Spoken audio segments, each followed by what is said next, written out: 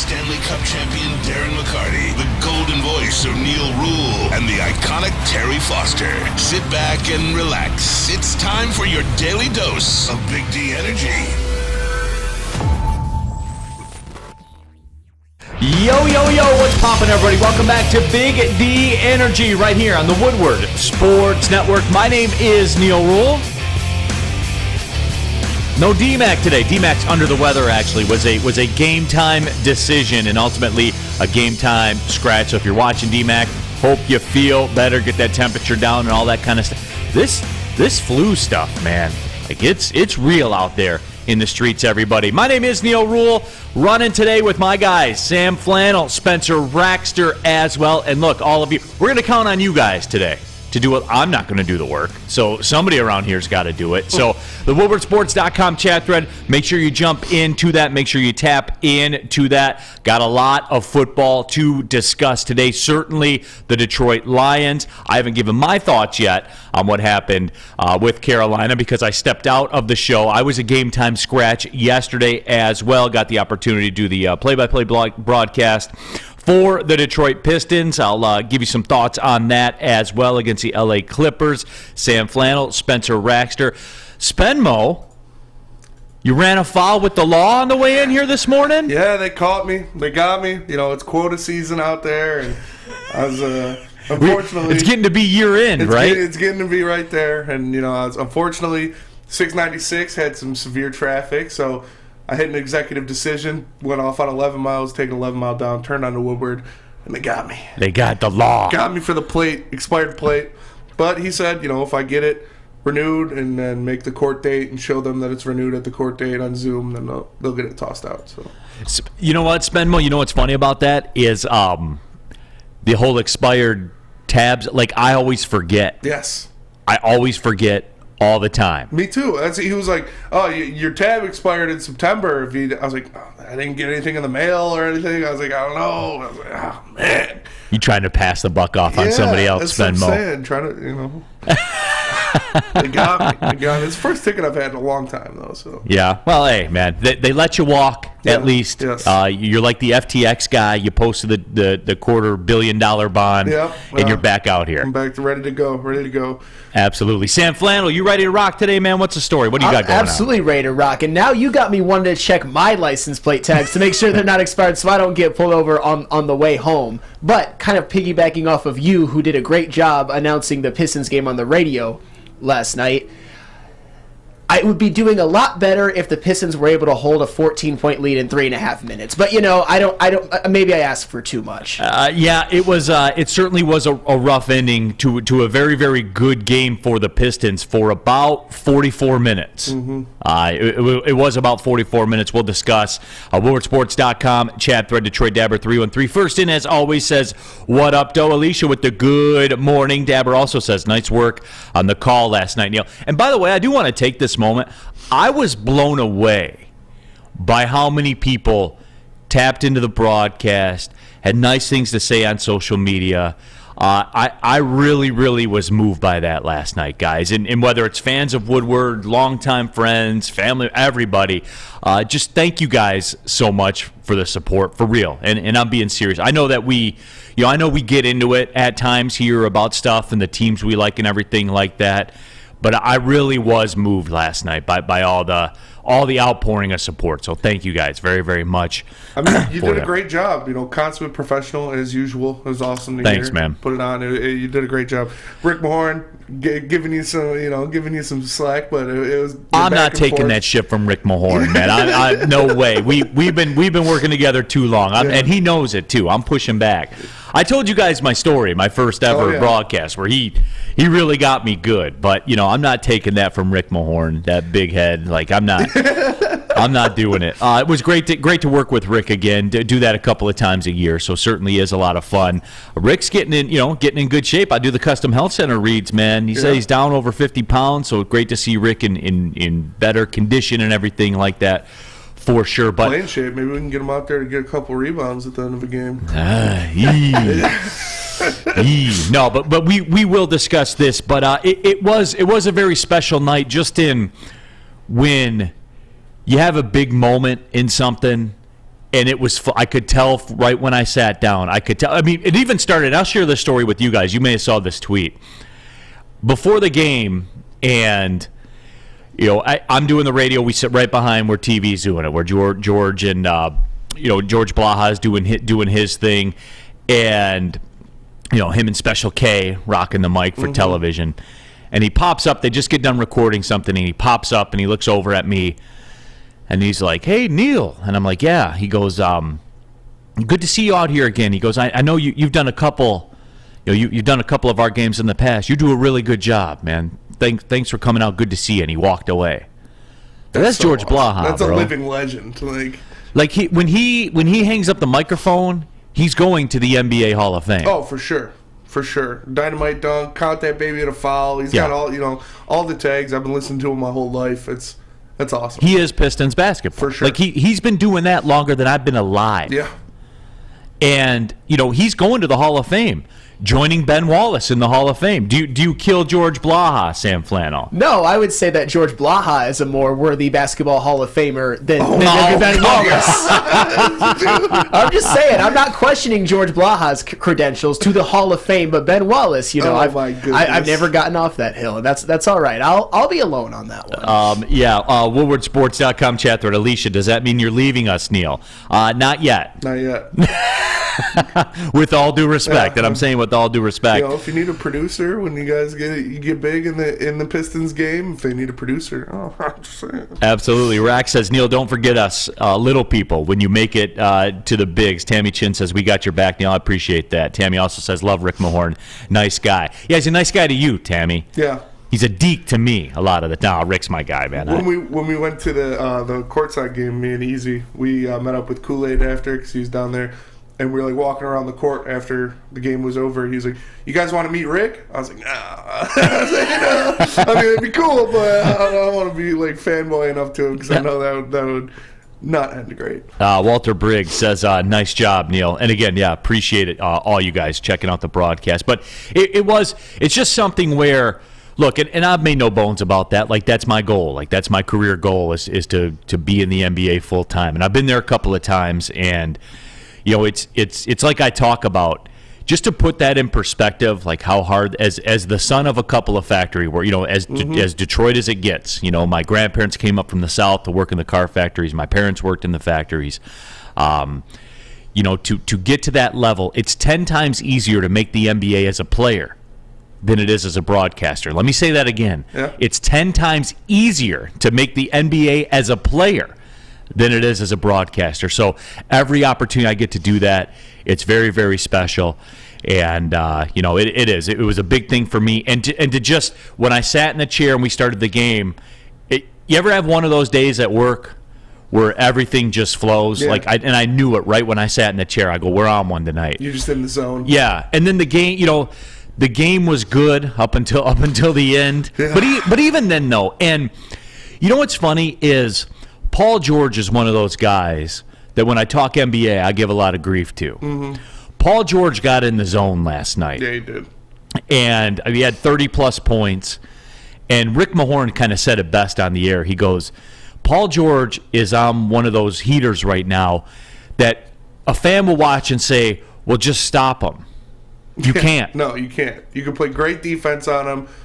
Good offense always beats good defense. And there was nothing you could do to stop that man yesterday when he got in that little stretch, and he all got it going from the free throw line. It all started at the free throw line for him. So, it certainly was tough the way that it didn't. It was tough the way that it ended. Ryan's reaction, even back when I didn't like Neal, I said he sounded like an NBA broadcast. I'll take that. Hey. That's facts. I'll take that. And you Michigan fans will never know the back channels of how close a certain situation was. I'll just say it like that. Oh, the horror. That would have been great. That would have been so good. Just remember, above all else, who am I loyal to, Spenmo? The bag. The bag. Absolutely. At least I'm honest about it. But yeah, it was one of those things. Chuck Brewer, Neal, honest question. How hard is it to prepare that fast for a game? Well, I had to get out of the show, obviously, because having to be down there, I usually get down there around 4:45-ish, just to let everybody inside the curtain. Dwayne Casey does media availability at 5:15, talks to the writers. Vinny Goodwill was in the house. Nice. James, the usual beat guys. Vinny Goodwill was in town too, so it was good to catch up with all those guys and fist bump and yuck it up and all that kind of stuff. But Dwayne Casey does media availability at 5:15. The writers all talk to him. Then he does a thing with my guy Smooth Johnny Kane for television, and then it's my turn to go up there and talk to him. So I lay down the pregame, and then I'm out there. But to answer your question, Chuck, I was on my way to Woodward yesterday when I got the call from the Pistons. It was about 10-ish a.m. I turned the car around. I hit Stick up. I'm like, look, man, I got this opportunity. I got to take it. Sticks. And the people at Woodward, by the way, Stick, all you guys, man, thank you all. That's not lost either. I know it's tough. It's tough to make everything change like that. But, I got the call, and I just turned the car around, made a pot of coffee, and went to work. I would say I went for a full 3.5 hours. I did about an 80% prep. Yeah. So I was able to get to most of it. It helped that the two-way guys weren't on the roster. So that saves. It takes me about 10 minutes a player to make like an initial breakdown prep thing. Yeah. So and you times that by, times that by 24 guys, dude. That's a lot of time. So it was a big help that the two-way guys weren't on the roster. So we got that all squared out, squared away. The Ivinka Zubac's pronunciations were on point all night, and he's having a game. Zubac's a beast, man. He's a load down there for sure. Yeah, he's a walking double-double. The Clippers, too, I do want this in perspective about what happened to the Pistons last night. Dwayne Casey, I think it was a second sentence out of his mouth. Because, truth be told, Tyronn Lue, the Clippers play again tonight in Toronto. Yeah. And Kawhi Leonard didn't play last night because of injury management. That's the new now it's not load management. It's injury management. It's injury management. Yeah. Sounds worse, doesn't it? It does sound worse. So I know why they do it. But Tyronn Lue took everybody out with 3 minutes to go. Yeah. Mahorn even said it on the air. He's like, they're waving the white flag. Yeah. And they were, though, Sam Flannel. I know. It's just when Rick Mahorn actually says it and the Clippers are able to come back, it's one of those moments you look back on and be like, oh my God, he actually said they were waving the white flag. I mean, I actually didn't even watch or listen to the end of it. I thought it was over. And then I looked back on my phone and I'm like, wait, they're in overtime? What the hell happened? And then the Clippers obviously outscored the Pistons by 11 in overtime. It was very, very disappointing, but in the back of my mind, I just keep thinking of Victor Wembanyama, please. Yeah. Those are the things that make those bad losses not so bad. More tolerable. Yes, more tolerable. But yeah, Dwayne Casey, though, he said it. He's like, we have to learn how to win. They had that game won. Yeah. They had it won. But in the NBA, man, you never have it won. Especially in today's NBA where you can hit, you can get 9 points in 20 seconds. Yeah. It's a hard switch, and when you have 6 turnovers from Killian and Boyan in a minute's time, it doesn't really That's work what it out. was. They had turned the ball over 9 times with 5 minutes to go in the game, Jeez. and they ended up turning it over 18 times. Yeah. Can't win like that. No, you cannot. And they'll be the first to tell you that. And, Dwayne Casey, I understand that people are fired up about it, and there's that kind of anti-Dwayne Casey movement. I don't know that I agree with it. Now, look, I worked for the team last night. I'll full disclosure on that. I understand that. And it's not a good guy business, but he is a great effing guy. Yeah, great dude. A great dude, man. And he's a class dude and everything like that. I hope it works out. And Dwayne Casey didn't turn the ball over 6 times in the last minute of the game. Yes, that's for sure. You can't put it on him. I mean, maybe you wouldn't like to see Hamidou in there, but still, it's up to, even Isaiah Stewart said that's on us. Yeah. That's on the players. We can't do that. We got to finish that game. So 5 points the last 8 minutes and 26 seconds of game time. Ain't gonna work. Not gonna work. And they vanquished the whole third quarter thing. Scored 40 points in the third quarter against the Clippers. Great third quarter. It was awesome. I was like, okay, they can actually do this. And then it's a young team. Yep. So, hey, we do need to talk some football, and we certainly are going to. WoodwardSports.com chat thread. Peaceful Tim, you did great, Neal. Hey, I appreciate you guys again. Thank you all so much. EFOG3, Neal, did you get autographs? Did you get merch? Meet players? Do they hook you up? No. Yeah, you meet the players because, that's the nature of the beast. You kind of talk to them a little bit. Do they hook you up? I don't know what that means. I mean, they pay me, so that's That's all the hookup I'm looking for. Me up on that. Yeah. that's all the hookup I'm looking for. If you're looking for a haircut hookup, though, what's the play? You go to Lady Jane's, of course. Come to Lady Jane's for an award-winning experience and register for a once-in-a-lifetime opportunity to win a down payment for your dream home. Up to $200,000. Lady Jane's open 7 days a week. Walk in anytime. It's wicked awesome. Love Woodward Sports? Love wearing clothes? Then you should be wearing Woodward Sports clothes. Check out our full line of merch at woodwardsports.com. Just click on Shop. We have all your favorite designs, like Dan Campbell kneecaps, Beverly Hills Golf, Woodward Golf, and of course, our own logoed out merchandise. Men, women, infants, kids all love Woodward Sports. Impress your friends. Impress your boss. Impress your dog. Buy Woodward Sports merch today. The sports marketing agency would not be who we are without great community partners like Higuera Health and Carol Zuniga. It's an awesome opportunity to partner with your organization. Higuera Health is a comprehensive behavioral health organization. We serve children through older adults with mental health, substance use, and developmental disabilities across Western Wayne counties, and really excited to now be in downriver communities as well. Give us a call at 734-458-4601. You don't have to go to the beach, man. You don't have to get your butt crack full of sand. You just need a little chili peppers, man, to get that glowing beach chili peppers tan. Woo! With 26 locations in the Metro Detroit area and more coming, Chili Peppers Tanning is where you'll find the cleanest salons in the D. Join the Pepper Club for the best deals on unlimited tanning. Head to chilipepperstanning.com. You just need a little chili peppers, man. All right, time to talk about Phillips. No, not former Cumberland University football coach from 1902 to 1904, A.L. Phillips, Only a 2-year but run. Michael Phillips. Looking to buy or sell your home, whether you're a player He was or a nice fan. guy. Telling you buy, sell, or invest is Michael Phillips' top priority. Being in the game for 23 years makes Mike the number one option for anyone. If you have real estate needs, call Michael Phillips at 313-403-0011. That is 313-403-0011. Cumberland Phillips, the 2-year run. Absolutely. Hey, he was a nice guy. Nice guy. The 212-0 loss to Georgia Tech really sealed his fate. Back out of here, Big D Energy, Woodward Sports Network. Neal Ruhl running solo, but I'm not solo because I got Sam Flannel and Spencer Raxter, who runs afoul from the law. But it doesn't matter. He posts the $250 million bail I got it. and gets out and gets here just in time. I'm always hoping, like, if I get pulled over, that they'll be like, oh, I watch Woodward all the time. I'm like, all right. But not this. It's quota season, you know. Yeah. I feel it. Vinny Goodwell did ask me about Woodward, though. He's Really? like, you guys got it popping over there, Hell man. yeah. That's awesome. That's what's up. That's legit. That's what's up, man. It is, no doubt.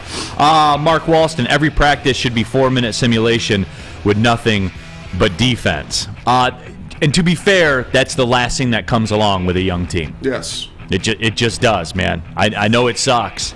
Adiz 411, was Lindsay there? He was sitting next to me for a few minutes. So that was pretty cool. He told Sam Flannel. He had a message for Sam Flannel. No, I'm just kidding. He did not. My friend, Lindsey Hunter. Your pal. He's a nice guy. He's a He really is a nice very guy. nice guy. Anyway, Steven Syrett, Tom Kennedy is a nice guy. Joey Harrington, real nice guy. Nice Paul guy. Thomas, yeah. I didn't say that it's not a problem because he's a nice guy. I said I root for him because Yes. he's a character guy. And like I said it during the break, if they move on from Dwayne Casey, which is looking like it's probably a reality, he is not just going to leave. He is going to be moved up. Troy Weaver is a big Dwayne Casey guy. Troy Weaver is a big trust guy, and someone he trusts more than anybody else in the organization is Dwayne Casey. So I wouldn't be surprised to see him move up into that front office when he moves on from the head coaching spot. No, absolutely. Very good with the media and all of that. Look, I didn't get a chance to do this yesterday, obviously, because I wasn't there. Just give you my thoughts real quick on I'll ask this, Sam Flannel. What was the sentiment of the people yesterday? I mean, the sentiment of the people was, to me, it kind of felt like we're all very happy with the progress they've made, but it wasn't how they it was more how they lost than that they lost, that they just kind of got punked. They got outrushed 320 to 45. That's, at least I'll just speak for myself, that was the one kind of result that would have made me mad, and it did. not that they lost, but that they were just completely outclassed. That's the kind of taking your manhood sort of game, and that is not what I was expecting, especially coming off of a 6-1 stretch where often the Lions were the bullies. They had stopped great running backs like Aaron Jones, Saquon Barkley, and Dalvin Cook, but they let Chuba Hubbard, Deontay Foreman basically run it right down their throats. So that was my sentiment, but I think there was a measured sort of, I don't know what the right word is, apprehension, disappointment, but there's also a lot of people saying, yeah, they're making a lot of progress.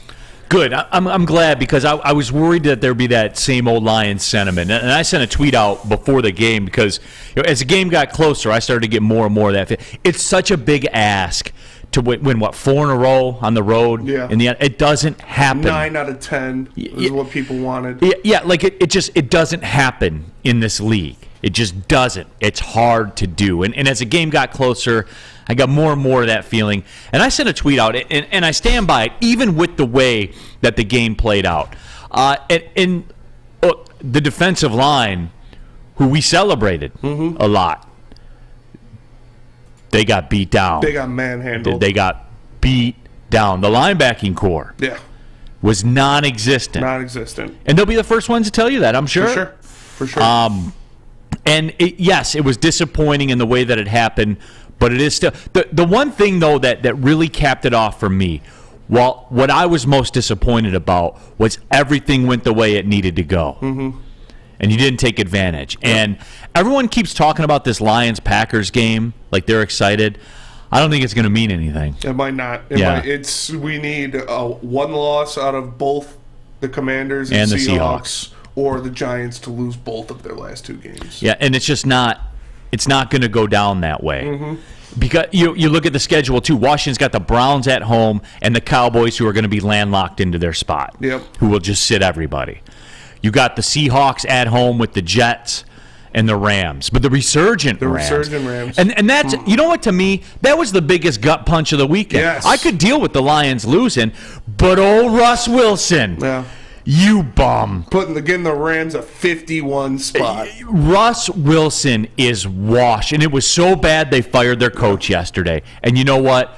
Good. But you can't fire Russell Wilson. You're stuck with them. Yeah. You are stuck with them. So Broncos, you got what you deserve. You have no draft pick. That's right. You have Russ Wilson paying him $1 bajillion. Let's ride. Yeah, ride all right. I have one of my nickel package questions is about Russell Wilson. Oh, give them all to me. I thought it was a little bit too disrespectful when I first put it down, so I changed the name twice, actually. First, it was Tom Brady and Russ Wilson. I was like, all right, it's obviously Tom Brady. And then it was Tom Brady and Trace McSorley. And I was like, all right, that might be pushing it a little bit. So I changed it from Trace McSorley. Oh, by the way, Russ, in Broncos Nation, you want out of that contract? $107 million in dead cap next year. Lord. You're tied to him. You want out after the year after? $85 million in dead cap. You got what you deserve. That's what you guys get for that punk-ass effort against the Rams. Yeah, for sure. That's what you get, and I love it. I want your franchise destroyed. Overnight, I want the Denver Broncos destroyed in much the same fashion I want the Green Bay Packers destroyed. I agree. And you thought maybe they'd be able to do something because that defense is still good. You look at Patrick Surtain, you look at different guys that they have out there, and you can't do much when you're, as you say, action figurehead hero is just throwing interceptions like it's his job on back-to-back passing attempts, throwing an interception. Russell Wilson is terrible. Terrible. And somebody at the WoodwardSports.com chat thread, it slipped by me too quickly. Steven Syra, but Russell Wilson is a nice guy. Yeah. See, no, he's not. No, he's not. You can tell, like when he talks, you can tell he's faking it. He is. And I remember listening to Richard Sherman's podcast, and he had Marshawn Lynch on, and they're talking about how even if they want to reach out to Russell Wilson, they have to go through his manager. Oh, God, and that action figure hair of his set on top of his head. Like, it's like my son's Lego collection, where you can change the hair to the different colors and just place it on his head. Yep. But someone asked in the WoodwardSports.com chat thread, worst contract, Russell Wilson or Aaron Rodgers? Russell Wilson all the way, because Aaron Rodgers can still play At least to some he's doing degree. Something, yeah. Russell Wilson is finished. Russell Washin here in the WoodwardSports.com chat thread. Ethan Brown, the Broncos are a disaster. Good. Couldn't happen to a better organization. So they can piss off as well. That was the biggest disappointment to me it wasn't even the Lions. No. It wasn't. Because we were playing with house money. Yes. Like, let's be real. And the moral of the story is this, guys, and I would think that to a man in that organization, they would tell you this. You can't start 1-6 and make the playoffs. Mm-hmm. You can't. You just can't. I mean, that's what's going to come back to haunt them, right? Because they had a couple games at the beginning of the year, like at home versus Seattle, where you scored 45 points and lost. And that's one of those that they'd really like to have right now. And to ask the team to go from 1-6 and finish the season 9-1, that is a very, very tough ask. It just, the way that they were playing before, it looked very, very possible. It looked like they could sustain it. But what happened at Carolina on Saturday was biblical. I didn't expect it in a million years. I did not expect Chuba Hubbard and Deontay Foreman to run for, basically those two to run for 320 yards up and down the field. Mm-hmm. It started from the first play. From the first play, I think Chuba Hubbard or Deontay Foreman broke off a 20-yard gain, and I was like, oh, Jesus. Bro, I could have got 4.5 yards per carry behind that with those holes in the Carolina Panthers run defense. They were running 10, 15 yards down the field before they even got touched, before they even got pursued. Mm-hmm. And that was the thing. It was just so easy. They were just so easily blown off the ball by that not very great Carolina Panthers offensive line. I know that every team is they're going to have sort of a bad performance, like a stinker every once in a while. But to get outrushed 320-45, did you guys ever think that was possible? They were on pace to break the NFL record for rushing yards at halftime. Well, the Carolina Panthers set their franchise record for rushing yards in a game. And no, this wasn't the Cam Newton and Jonathan Stewart Panthers. This wasn't the Christian McCaffrey Panthers. This wasn't the D'Angelo Williams Panthers. Like I keep saying. It was the Deontay Foreman and Chuba Hubbard Carolina Panthers running back duo. Just inexcusable, but they got to bounce back. Saw D'Angelo Williams in the Motor City Bowl when he was playing for Memphis. Oh, yeah. Dude, he was a beast at Memphis. He was. He put up like 240 in the game. He was an absolute monster in that football game. Peaceful Tim says, Rodrigo's a rookie. Alex was the old Alex. Iffy not a winning safety. Okuda still learning. And look, I'm not – and I know that the SOL crowd was locked and loaded. They had that tweet saved in the drafts. Like, they were ready to fire away.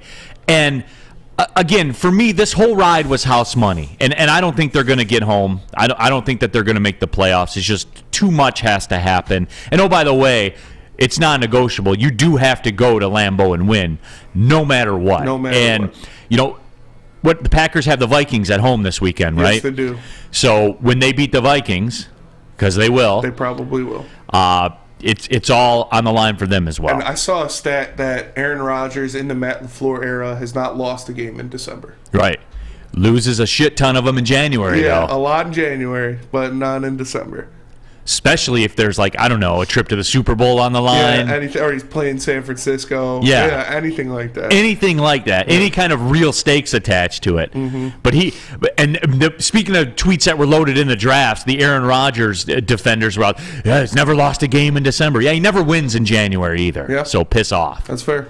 So those were the two things I was most crushed by. Number one, the Broncos and the action figure hair of Russell Wilson, and then number two, the fact that it looks like we're going to be robbed of that whole Lions Packers thing, but maybe that was for the better. I don't know. Maybe it just sucks. Like you talked about, what killed the Lions obviously was the trenches in the defense, and you had Jalen Carter there available, looking pretty good, and then Russell Wilson happened, and now Jalen Carter is probably a forgotten memory of Detroit Lions fans because it's not looking like he's going to be there unless, put a wig on Fish, go get some pictures of Jalen Carter, circle him around the internet, maybe he drops a little bit. Yeah. I'm just saying, maybe collaborate with them, have him put on a gas mask or something. Larry Tunsil's having a pretty damn good career, so...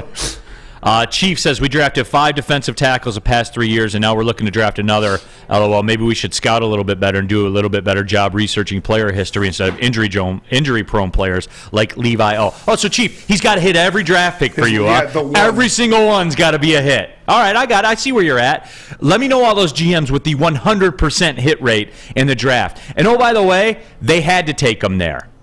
They had to take Onwuzurike there because he wasn't coming back to him. Mm-hmm. Everybody wanted him. Talk to anybody around the NFL circles. He was the big intrigue guy. Didn't work out. That's one. Like, come on, Chief. And he could still work out. He could come back next year. It's back injuries with big guys, though, does, as Sam Flannel would say, gives you some cause for pause. But he could come back. Yeah, absolutely. I wouldn't hold my breath on Levi, but that's okay. I wouldn't either. Yeah, but I can count on Cintron because it's the official energy drink of the Red Wings. They've combined all 3 of their delicious flavors into their 6-pack sampler box with the Red Wings theme on it. That's right. You can try them all.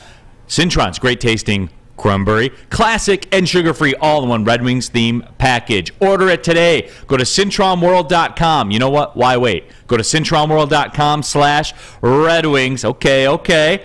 And get yours today. Get energized with Cintron. And let's go Red Wings. What's a winter wonderland if you can't shop, eat, and play?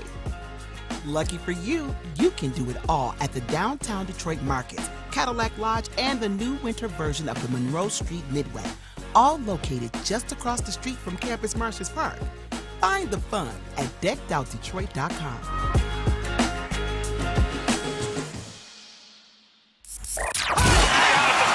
Can't get enough Woodward Sports content? Head over to woodwardsports.com right now for up-to-date sports articles and great entertainment news. We have the best writers, bloggers, and coverage all at your fingertips. Head to woodwardsports.com right now to experience all Woodward Sports has to offer. Hi, I'm John from Better Rate Mortgage, and to me, family is more than blood. That's why I have the biggest family in Metro Detroit. If you're looking to buy a house or refinance and need a loan, come get treated better than family by me and our entire team here at Better Rate Mortgage. We pride ourselves on giving you better advice, better service, and a better loan experience. That's why we are Better Rate. If you're looking for a new mortgage, come get treated like family. Actually, better with Better Rate Mortgage. Visit us at mybetterrate.com or call at 248-480-4467 today. Neal Ruhl here for Custom Health Centers. Our guy, Ryan Ermanni, has the play in action right now. He's down 15 pounds, and you can be too with your customized approach to weight loss. Think of all the way that weight affects your health, mentally, emotionally, spiritually, and physically. Custom Health Centers, over 20,000 success stories. Ryan Ermanni's on his way to being another one. Are you going to be one too? Call Dr. Jason in Custom Health, 844-789-8446. Eddie Murray, former Lions kicker. Rick Mahorn, my broadcast partner yesterday, down over 50 pounds. He looks great with Custom Health Centers. Jump in on that as well. Custom Health Centers, 844-789-THIN. That's 844-789-8446. Back at it, off and running, Woodward Sports Network. Neal Ruhl, Darren McCarty, T-Foss out. I have Sam Flannel and Spenmo Rax as well, though. We're getting it done here today. Lots of Tua slander. Speaking of drafts, tweets in draft. Easy and everybody. WoodwardSports.com, chat thread, DCP1. Your boy Tua gave that game to the Packers. Yeah, it wasn't the best throw in the world. That's for sure. That's for sure. Winning percentage, too, is down to 69%. He only wins just about 7 out of every 10 games he plays now. Yeah. That's harsh. That is harsh. Hey, he's going to throw the Miami Dolphins right out of the playoffs if he keeps playing like that. Hey, in the last 4 games, 52% completion percentage, 5 touchdowns, 5 picks, and they're 0-4. And he didn't belong on the same field as Justin Herbert, and he didn't belong on the same field as Aaron Rodgers. He's mid. No, okay. Yeah, all those. Let's go through all those teams that just rack wins when they go out to the West Coast, especially back-to-back. They were 8-3. They're going to miss the playoffs potentially after starting 8-3. Back-to-back West Coast road. Is that hard? Is that tough? That is very hard. And I knew Neal Ruhl, that you would find a way to excuse all of that. Is it factual? Dude, these things happen in a flow. Bro, So he's got to go undefeated then. No, he doesn't have to go undefeated. He's got to go undefeated, throw for 304 touchdowns and no interceptions every week, or he's a bum. No, he had a chance. The Dolphins had a golden opportunity to win that game, and Tua Tagovailoa threw three of the worst interceptions I've ever seen right to Packers players and blew that game by himself. That did happen. Hey, I don't know what happened at the halftime locker room because he was cutting it up. He was doing his thing. Had a very bad second half. Hey, and I'm sure you'll give 100% of that Jalen Waddle touchdown credit to Tua Tagovailoa, that 11-yard pass that Jalen Waddle ran the rest of the 75. Great throw by Tua. Fantastic. Spenmo. It was a great throw, dude. It was a great throw. It was a great run after catch. Nobody can just go from 0 to 60 like Jalen Waddle. They can when you lead him perfectly with the football. He wasn't led. He had to jump. He had to jump. He was led perfectly. He was not led perfectly. To hit the ground running. And even if he was, did you see that run after catch? It was beautiful. It was unbelievable. Yep. And that's what Tua has to work with. Don't go. I think that play was an audible. I think Tua audible to that play. Tua audible. It's great leadership. That 10 to 28 against Justin Herbert. That one I'm clowning. That's all right. I am laughing about it. No, but it's one of those things where, and he is in concussion protocol, by the way. His offensive line did do him no favors in that second half, too. Yeah, that's for sure. That's fair, and that's fair, Sam Flannel. That is fair, and it's actually very, very sad if he has to miss any time due to another concussion. I mean, you and I talked about this, Neal, that he is a talented player. He has had a good year, but maybe he's just not built for the NFL. He's a smaller guy. He had a really bad injury in college, that hip injury, and then he's been dinged up his whole career. And this year, the concussions. And by the way, too, like this Justin Herbert thing, can you talk to me? Like, I know that they finally clinched a playoff spot for the first time, right? Did they clinch a spot or no? I believe they did. They did last night. They clinched one in. Tua will be right behind him. He'll be in there, too. He'll be out there for his guys. He always is. I mean, that's the thing about Tua, and we also talked about it. He loves football. He would die for it. And I think that could be. Might. I mean, that's. Hey, right? I hope that doesn't happen. I hope so, too. But, geez. Yeah. You have 4 concussions in 12 weeks. It's not great. Not great at all. No, it's not. But, he'll be out there. He'll get his team in the playoffs somehow, some way. That's the determiner. You got to get in. Then when you're in, then you got to win a game. That's how it works. Hey, and the Chargers are dangerous. And the Dolphins are always dangerous. They are not. Yes, they are. They've got one of the best rosters in the NFL. I know that Joey Bosa's hurt, but you got Asante Samuel and Khalil Mack, and on offense you got Keenan Allen and Mike Williams back, Austin Eckler. That is a good roster. And Rashawn Slater and Joey Bosa are on path to come back. Yes, they are. And they're looking to capitalize on all that playoff success they've had together as a roster through the years, right? The Chargers franchise has just been snake bitten in the playoffs. The Chargers are usually going to charge her, but Justin Herbert, I think, is going to be the best quarterback in franchise history. Better than Phillip Rivers, better than Dan Fouts. Justin Herbert is that dude. I know you guys give Brandon Katz a lot of problems, but he's dead on with this one. The Chargers were supposed to challenge for the division, and now they're acting like winning 9 games is a big accomplishment. They underperform every year. They do, but there was a lot of injury issues this year. There's a lot of issues everywhere in the National Football League. Are there injury issues to your 2 best wide receivers, your best pass rusher, and your starting left when it tackle? happens to Tua's soft, but when it happens to the Chargers, there's a lot of injuries. Tyreek and Jayden Waddle all year. If he lost those guys, if he lost Jalen Waddle and lost Tyreek Hill, if they lost one of their top, I don't even know who their left tackle is. It Jeremy Tunsil, whoever their left tackle is, or their number 1 edge rusher for, I don't know, pretty much the entire season, then yeah, I'd say so. But Keenan Allen and Mike Williams have only played 4 games together this year. And also, are the Chargers... But Herbert's he's transformational quarterback, though. That's what I was told. He is a transformational quarterback, but he's also in the same division as Patrick Mahomes and the Chiefs. And I'm not saying he's as good as Patrick Mahomes or the Chiefs, or the Chargers are as good as the Chiefs. But if they can get in as a wild card, which they are in as a wild card, that's about what you expect of them right now. The Chiefs are dominant. When you're in division with Josh Allen and Bill Belichick, by the way, that's easy sledding, though. With the Mac Jones, Matt Patricia-led offense, for the record. Somehow they're always in the playoff mix, even without Tom Brady. Hey, not this year. They almost came back against the Bengals, but their running back fumbled, something that would never happen to Tom Brady. Paul Thomas says Justin Herbert is 10,000 times better than Matt Stafford. Is that true? Twice. Better. Yeah, he's twice better. as good as Max. 10,000 is a yeah. little aggressive. Brandon Katz, every Chiefs starting receiver got hurt. I mean, Nickle, Hardman. Yeah. Oh, Nickle, Hardman, and Juju Smith-Schuster, like those guys aren't Keenan Allen or Mike Williams. If you give Justin Herbert, Travis Kelce for the entire year, they'd have 11 wins too. And I don't really recall Juju being hurt. I mean, he's going to have an 1,000-yard season, so he's been relevant. Yeah. So, hey, well, that's the funny. We'll see how it all plays. No. Sky Moore and Kadarius Toney aren't playing in the game. Oh no! Like, get out of here, Jesus. Sky Moore, baby. Yeah. It's. I still contend when Western played Michigan, if he didn't get hurt in that first quarter, that game could have been different. What, like Western would have won? They would have hung in there. They might have lost by 17. Maybe kept it close for 2.5 quarters. Come on. What about when Nick Moore played against Michigan? I mean, it's all right. Hey, Michigan, they always prevail in the end. They always prevail in the end. Not when Nick Moore was on the field. Hey. It's just something about guys named Moore, I guess, that they had to have 25,000 catches against Michigan. We're going to talk about Michigan, by the way. I have a question for you I can't wait to get your answer on it. I can't wait. But the moral of all this story is, with talking Detroit Lions, I believe the playoff train has left the station. And, it's just one of those things where all the home games, Washington, Seattle, the stakes for the games, the teams where they're playing, and again, the Cowboys will be a non-factor because they're locked into their spot. They're not going to win the division, but they're not, they're going to be like the top wild card. That's going to be determined already. So it is. That's what's sad about it. But I'm not.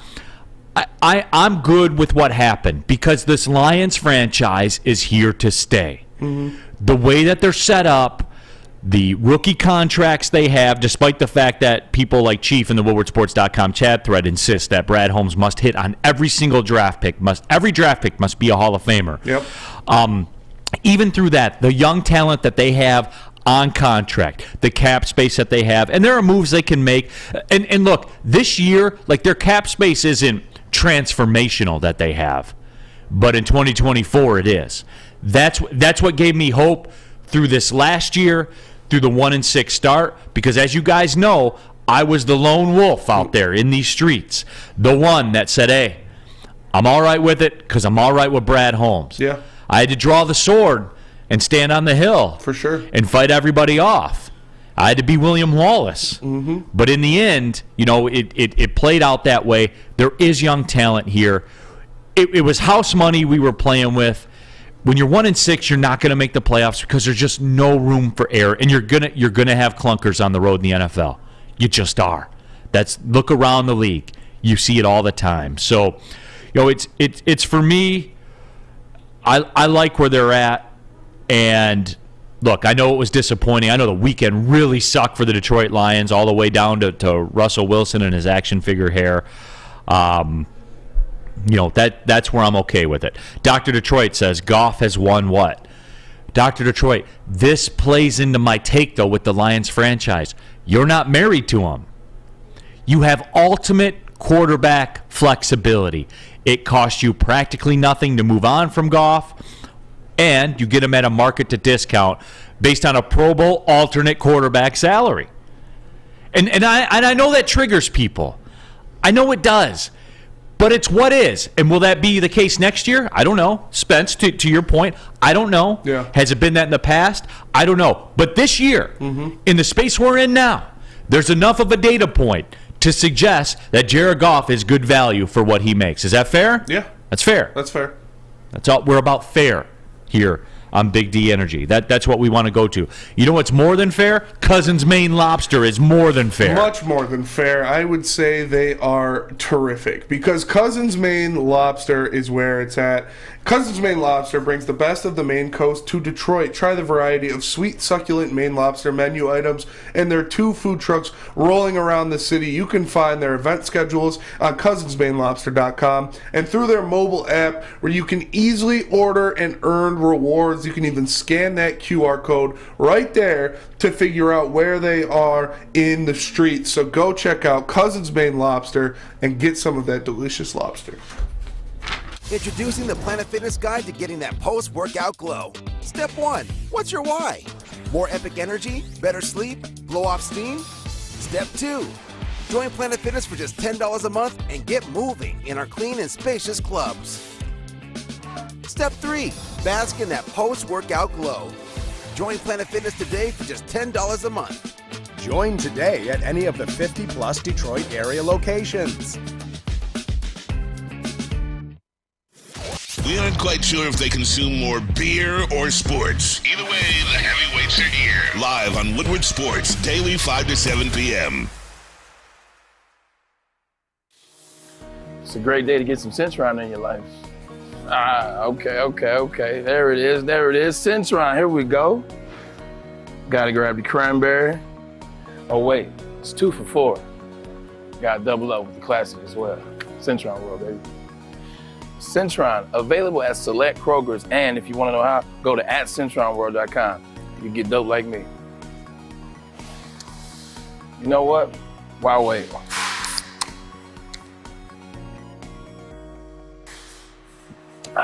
Great taste, guaranteed.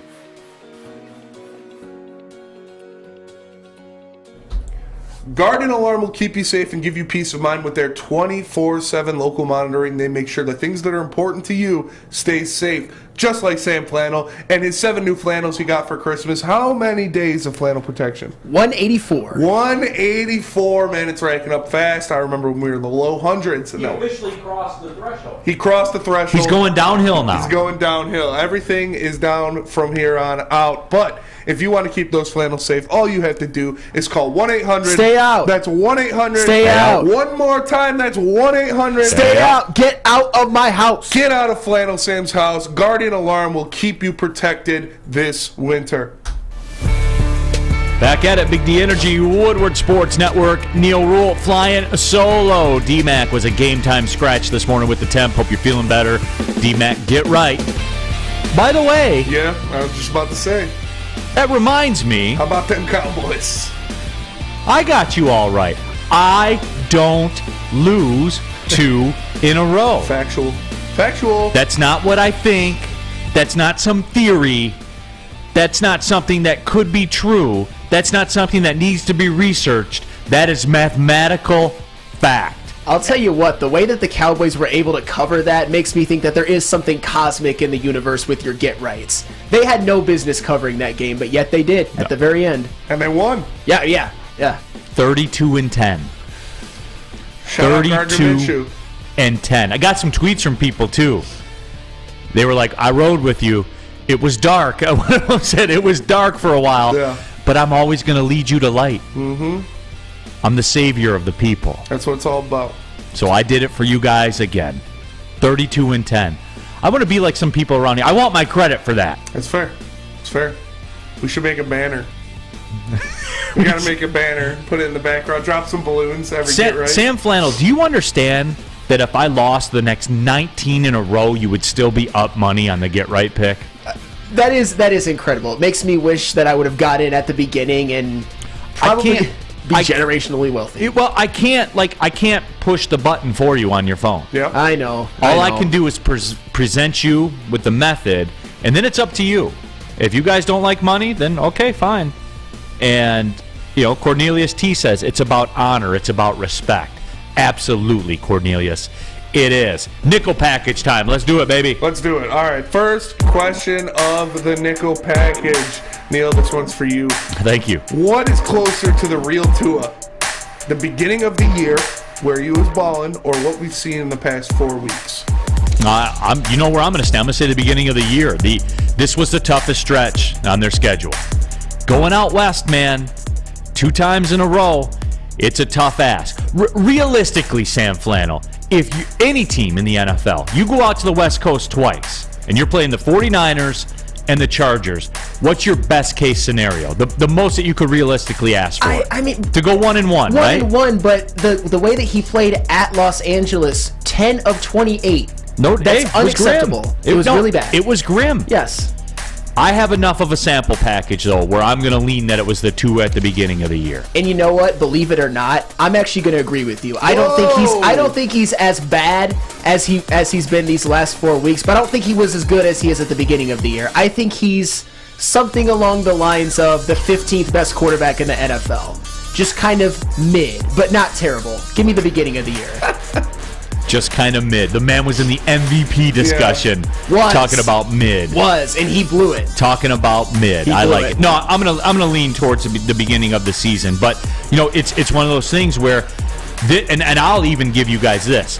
He does win. He's won 69% of every football game he's ever played in the National Football League. That's mathematical fact. Nice. That is. Yeah. It is a very nice percentage. Very nice. With all that being said, now comes the next level. Yep. If you don't want to be talked to, if you don't want those Justin Herbert questions, and if Herbert gets bounced in the first round of the playoffs, it all goes back to what it was before. It just does. That's the nature of the beast. That's the job you sign up for. Where do you stand on it, Memo? Yeah, I'm gonna agree. I think he's not as bad as he's shown in the past 4 weeks. I don't think that's true. I don't think that's actually what he is. When he is on, when he's playing, he can do what he needs to do, deliver the ball on time and accurately, and let his playmakers do the work. So I'm gonna lean.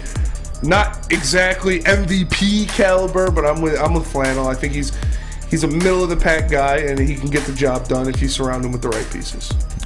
People like Easy though, they get in the playoffs and they win a playoff game. Because I know Easy was lurking for those tweets. Wait for it. You wait. It's gonna be all hell breaks loose. Because that's a world Easy lives in, right? It's a 1 week sample size. Yep. It's a 60-minute sample size. You wait. I'll be indignant. That's fair. All right. Second down. Second down. Next question. More likely to lose one of their final 2 games.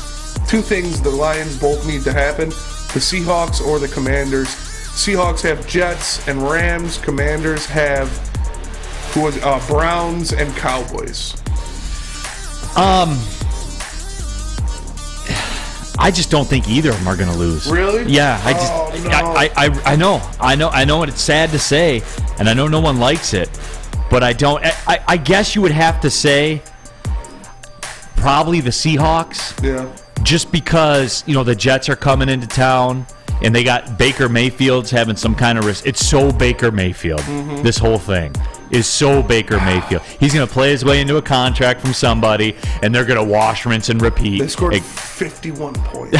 and they're just going to do the exact same thing. But I guess by default, if you're making me choose, I don't think either team's going to lose. But if you're making me choose, I would have to go with Seattle, just because it's the Jets, just because it's the Baker Mayfield experience rolling into town. So if I had to pick one, I guess Seattle. I mean, they both do kind of have favorable schedules to end the season. I would go with the Commanders, actually. I think the Browns, even though Deshaun Watson has looked god-awful so far this season, when you have Nick Chubb in that running game, when you have Myles Garrett on the defensive line, it's kind of two of those non-negotiable type players. They can grind one out. And then the Cowboys, I don't know. I think the Cowboys could still, even if they have nothing to play for, still beat the Commanders. The Seahawks, they play in that stadium on the West Coast. The Jets are going across the United States. I think that plays something I was into told it. that's easy. It's not easy. You just told me. It's only easy for Tua. I didn't say it was easy. I said that he needs to play better. Mike White's back, though. Mike White is back, but Mike White isn't the savior that we all think he is. He's better than Zach Wilson and Joe Flacco. I F with Mike White. Dumb heavy. Mike White heavy, too. Yeah. He's the man. No, and I F with Mike White, too, but I don't think he could have a bad game. And the Rams, I think the Seahawks are more likely to win out than the Commanders. I think the Rams are still a bad team. Baker Mayfield is due for a clunker. The only reason the Rams won that game was because Russell Wilson played so terrible at the beginning. So the Rams and Baker Mayfield are not as good as they showed in the last game. What do you got, Memo? I could see the Commanders losing to the Browns. I mean, Massage Boy hasn't played his best, but they still had, a top 3 back in the NFL in Nick Chubb. Like you said, Myles Garrett is still a monster on the other side of the ball. So that's going to be a tough game for the Commanders, but the Seahawks, I don't think they're going to lose a game. I really don't. I can't see them losing to the Jets on that road trip, even though Mike White's the man. It's going to be tough. We'll need the football gods to look out for the Lions, that's for sure. Third down and manageable. And this it's a great screen call on second long. That is a great one. But this is something I listened to some of the talk about what actually happened with Nathaniel Hackett. And is the Broncos coaching job, Broncos head coaching job, is that a hot commodity for NFL head coaches? Because The defensive coordinator of the Broncos turned down the interim turned down the coaching interim position. job. Yeah, He knows. He knows. Like, do people want their career in the hands of Russell Wilson? No, they don't. And look, you know who really should have got gassed in Denver? Their GM. Yes. Should have got gassed, but he's the Still one making Elway? the call. Or- No, who is their GM now? Ooh, I forget his name. I'll have to look that up. Yeah, I forget his name. got it. But the GM should be the one that gets George gassed. Patton. George Patton. Yeah, Oh, that's right. that's awful, bro. You're awful at your job. Yeah, this is not a desirable coaching job because I know someone's going to think they can fix Russell Wilson, but given that they have no draft picks, they have no future, I wouldn't want any part of that Here's job. all you need to know. It's one sentence. This whole thing can be summed up in one sentence. 5 years, $242 million. Well, see you later. Yeah. Spend Mo. That's And look, don't get me wrong. There's only 32 of those jobs in the world. yeah. So Somebody's gonna take it. somebody's going to take it, right? Because you think, and look, it's a very ego-laden business. You think you're going to be the one that's going to come in there and fix Russ or fix the franchise. So someone's going to take it. But if everything was equal, this is going to be one of those situations where if I'm walking in there and I'm a coaching candidate, I say I need my 6 years guaranteed, Yeah. 7 years guaranteed. I'll do it, but I'm going to get paid because there's a good chance this will be the last job I ever get. Brandon Katz says Denver is the most appealing coaching job open in the NFL by far.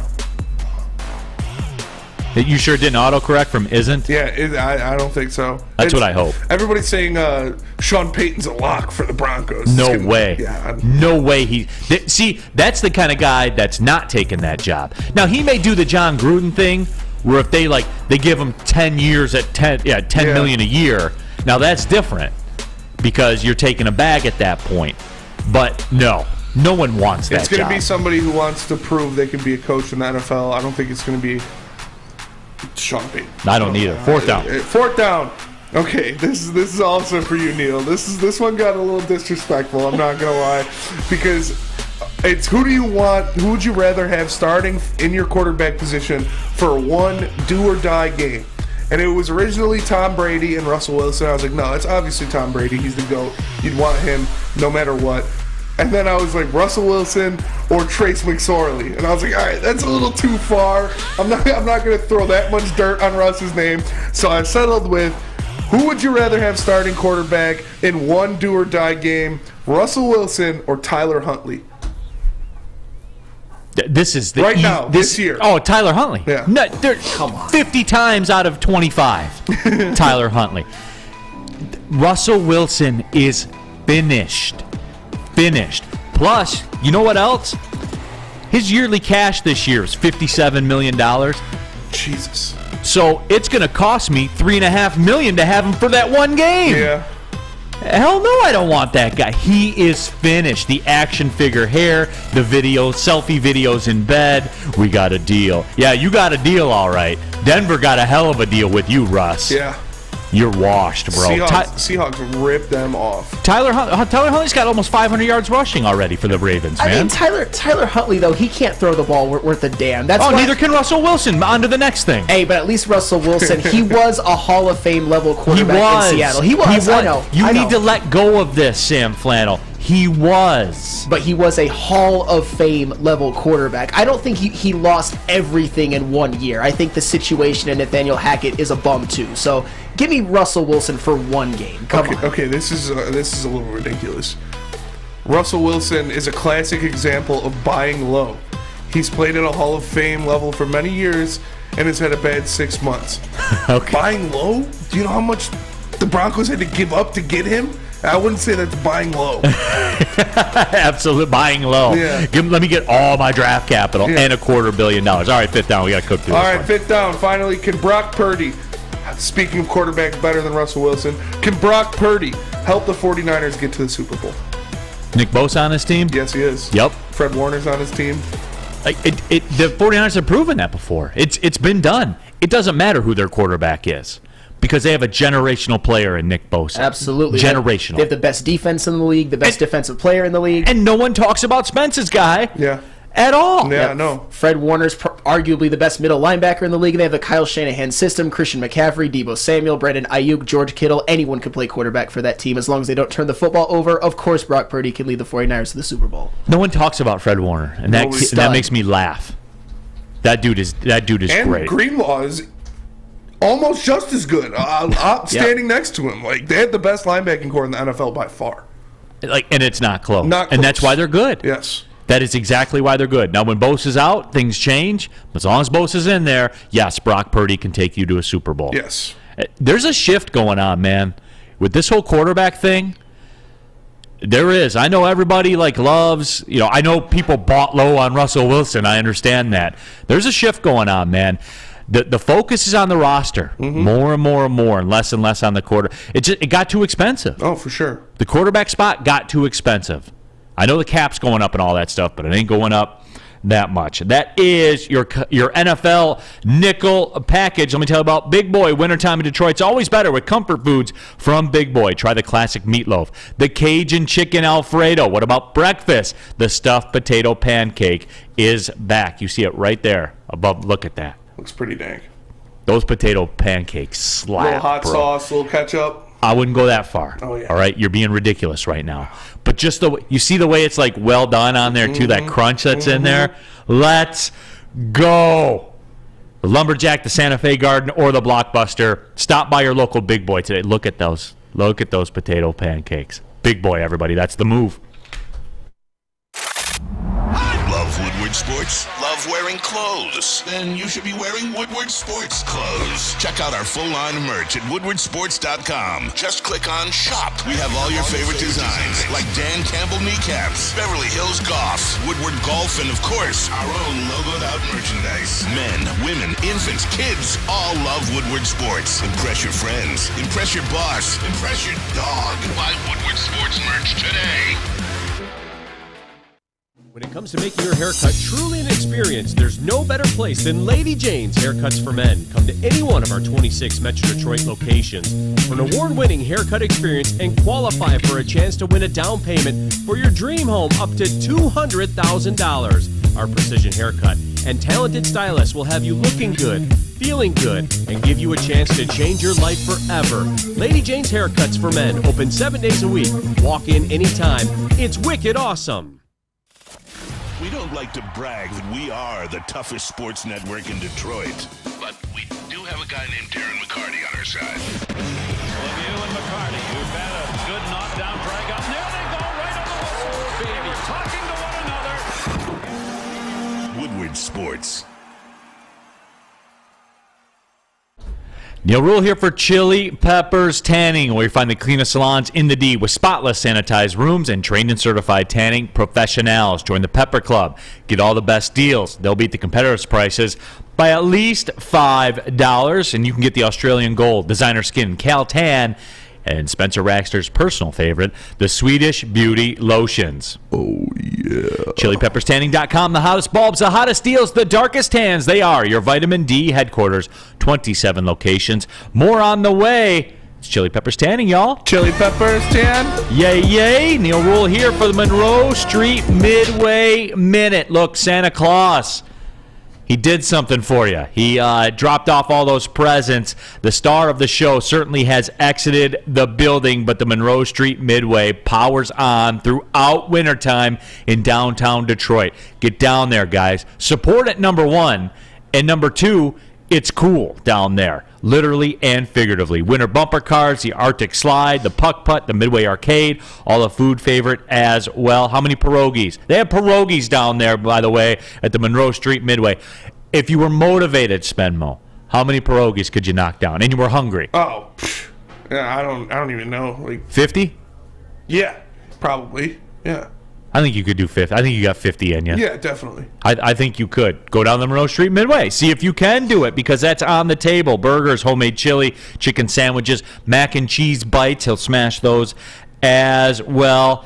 And coming soon, the Woodward Sports Winter Olympics. You'll be able to compete against Darren McCarty, Braylon Edwards, Adam Ryan, Ermanni, and all the Woodward Sports family in Monroe Street Midway games. Go to deckedoutdetroit.com for all the information. It's Monroe Street Midway in downtown Detroit. Pulling up on the second hour of the show. Next segment, we got the college nickel package that'll lead into some Michigan football discussion as well. I want to take the temperature of Michigan fans. Smemo, we don't get to talk to you because Michigan State's not in a bowl. That's okay. And look, contrary to popular opinion, like I'm not a Michigan State fan. I'm not. Although I know that's everybody's go-to card.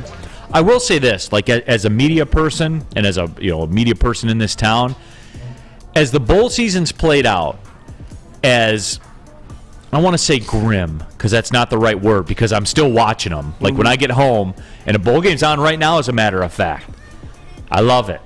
You got Georgia Southern and Buffalo playing in the Camellia Bowl. The Camellia Bowl. In Montgomery, Alabama. Beautiful. You got Georgia Southern moving the football against that Buffalo defense and then dropping a pass. But anyway, I watch all the bowls, so I don't want to call it grim.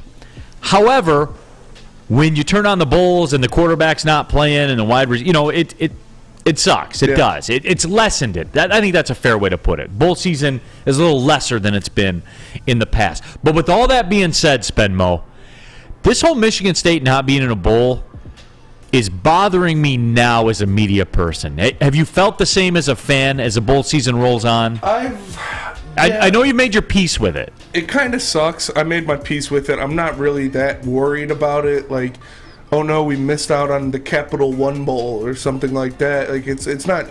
Obviously, you'd like to be in a bowl game. You'd like to be good enough to establish that you were in a bowl game, and they weren't this year, flat out. They weren't going to. They didn't deserve it. They didn't earn it. So it is what it is. It does suck, but they'll be back next year. WoodwardSports.com chat thread. Michael Lucci says Neal isn't a Michigan State fan. He's just intelligent. Thanks, Mike. I appreciate that. I feel like that was a blown. I don't want to say a blown opportunity because in the end you're not really getting anything out of it. But I will say that was a blown chance for Mel Tucker to quote unquote save the season. And say what you want, Sam Flannel. When time goes back and looks at Mel Tucker, if they would have went to a bowl, it would have been perceived entirely different. And that makes sense. If it's stupid. I know it's a stupid metric, but it's true. I don't know if it is stupid, actually, because I also think them not making a bowl game, and especially the like disastrous way that they lost at home to Indiana when they had a chance to become bowl eligible, I think that's going to make Mel Tucker look worse. But it could have been put in a situation where he would have, quote-unquote, saved the season in some way, starting with that win at Illinois. But the fact that they're not at a bowl game, so much hype coming into the season, it makes me chuckle a little bit as a Michigan fan. All that, smoking cigars and taking pictures with cars and all that tuck coming stuff, watching them fall on their face, I loved it. Yeah, loved it. It's cool when you beat them once. What about when Jim was doing it in the Who's Got It Better Than Us music videos and stuff like that? Yeah, that actually really bothered me, and one of the because it was literally the same thing. It was absolutely, but they were making bowl games. But anywho, that doesn't really matter. I think one of the things that sort of turned in Michigan is they have seemed more focused in the last couple of years. They weren't talking so much smack. They didn't have guys like Chase Winovich, blowhards like Chase Winovich. They didn't have music videos. They were a focused team that just wanted to take care of business, and they have. And I think that's actually in a program that's perceived as arrogant. I think that's a big deal, and I'm actually kind of happy and proud of Michigan for kind of being a little bit more humble. Fago Rain, WoodwardSports.com chat there. Remember, you can jump in there and get your thoughts out there. Says, not really, nothing else matters aside from the Rose Bowl and up. And yes, I agree with that. Well, let me let you know a little secret. The Rose Bowl doesn't matter now either. I agree with that, and as much as you agree with that, it's college football player for bust now. It's still like, it's nice to make a bowl game. It's nice to be a good enough team to make a bowl game. As much as it doesn't matter, you still want to. Well, and you get that, again, there's something to be said for it because everybody's off work. And literally, I'm not locked into this bowl game that's going on to the left of the like if you look at the camera here, I can go up there and now I'm watching the bowl game, the Camellia Bowl. I will pay attention to it if it's on. I will pay attention to it because it's college football, and I love college football, and I love all the different styles and everything. That's why I like college football so much. NFL, everybody runs the same thing, and it's just whoever runs it the best wins. In college football, like I've always talked about, you got your run and shoot. That's why I like the service academies. They run the option. You got your pro styles. You got your spreads. all that kind of stuff. That's I like the variety of it.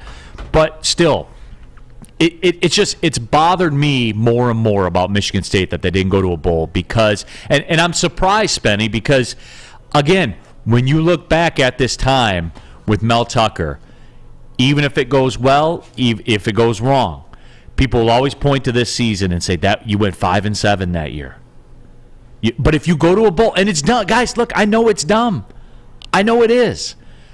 But you could have played in the Quick Lane Bowl, and people would have laughed about it. But as you moved on from that 5 years down the road, you went to a bowl game, man. I mean, I think they could have beaten Bowling Green or New Mexico State, right? I mean, well, no, because they didn't win enough games to get in the game. If they would have, but yeah, that's the consequence. When you win five or less games, you don't go to a bowl, and all the practices that they could have gotten, the bowl practices. I mean, it does sound arbitrary, 6 wins versus 5, but just there is something, at least to me, that is more special than not about going to a bowl game, having a chance at a winning season, because it was looking real disastrous, and then they turned it around to some extent. But losing at home to Indiana in such a terrible way, that was brutal. I actually felt bad for you, Spencer. Yeah, it sucked. It sucked. You thought they had a little bit of comeback there. The defense looked somewhat better against Michigan and against Wisconsin and against Penn State, but yeah, it was... Hey, there's questions next year. Jay Johnson, I think Jay Johnson's on the hot seat more than Scotty Hazelton, honestly. Yeah, well, the moral of the story is there's questions next year, and they're justified, and they're correct, and all the Michigan State fans, look, granted they were supposed to take a step back this year. That was the narrative. Yeah, but not that big. And I was told that this recruiting class is coming in that's been chipped away. Mm-hmm. I was told that Michigan State, this was the year they were gearing up for. Spenmo. Yeah. You can't have a repeat. If you have a repeat of this year, you know what there needs to be? Oh, big questions. A pound of flesh. Yeah, pound of flesh for sure. And big questions, definitely. There should be a pound of flesh for this year, yeah, for being honest. Jay Johnson shouldn't have his job next year. Yeah. That's flat out. Like, as much as Scotty Hazelton got, ostracized, and very much me saying fire him out of a cannon, he got it together somewhat at the end of the year and didn't have any talent to work with on that side of the ball outside of Jacoby Windman, with Xavier Henderson and Darius Snow, arguably your best 2 defenders going down the first 3 weeks of the season, and with a defense that's already porous, missing those 2 guys is big. But Jay Johnson has talent on that offensive side of the ball. They had 2 great tight ends, 3 great receivers. Yes. Peyton Thorne is serviceable as a quarterback, and a running back rotation that can get the job done. The offensive line was garbage, but with all that skill power, there's no way you should let Indiana win without scoring a touchdown. Yeah. You can't be out there coaching the game and then just leave and go get a ham and Swiss sandwich. Yeah, exactly. You can't do that, but you can go to Swiss Insurance, of course. With the holiday season here, Swiss Insurance wants to remind you to insure those gifts of jewelry or collectibles. In the last 2 weeks, Swiss has saved its clients an average of 26% on their insurance premiums while increasing coverage. That's a lot of money to free up for the giving season. Happy holidays from Swiss Insurance, and go blue. Love Woodward Sports? Love wearing clothes? Then you should be wearing Woodward Sports clothes. Check out our full line of merch at woodwardsports.com. Just click on Shop. We have all your favorite designs, like Dan Campbell kneecaps, Beverly Hills Golf, Woodward Golf, and of course, our own logoed out merchandise. Men, women, infants, kids all love Woodward Sports. Impress your friends. Impress your boss. Impress your dog. Buy Woodward Sports merch today. By now you know me, Christina Gennari, as the obvious choice in real estate. And you know my website, soldchristina.com, as your #1 resource for buying or selling your home. Myself, along with my amazing staff, pride ourselves on making your home buying and selling experience a relaxing and easy one. Come see why we are the obvious choice. Christina Gennari at soldchristina.com, the obvious choice in real estate. Can't get enough Woodward Sports content? Head over to woodwardsports.com right now for up-to-date sports articles and great entertainment news. We have the best writers, bloggers, and coverage all at your fingertips. Head to woodwardsports.com right now to experience all Woodward Sports has to offer. Make sure you download the Woodward Sports app in the App Store and the Google Play Store today. Take Woodward Sports with you wherever you go and listen live on your phone or mobile device.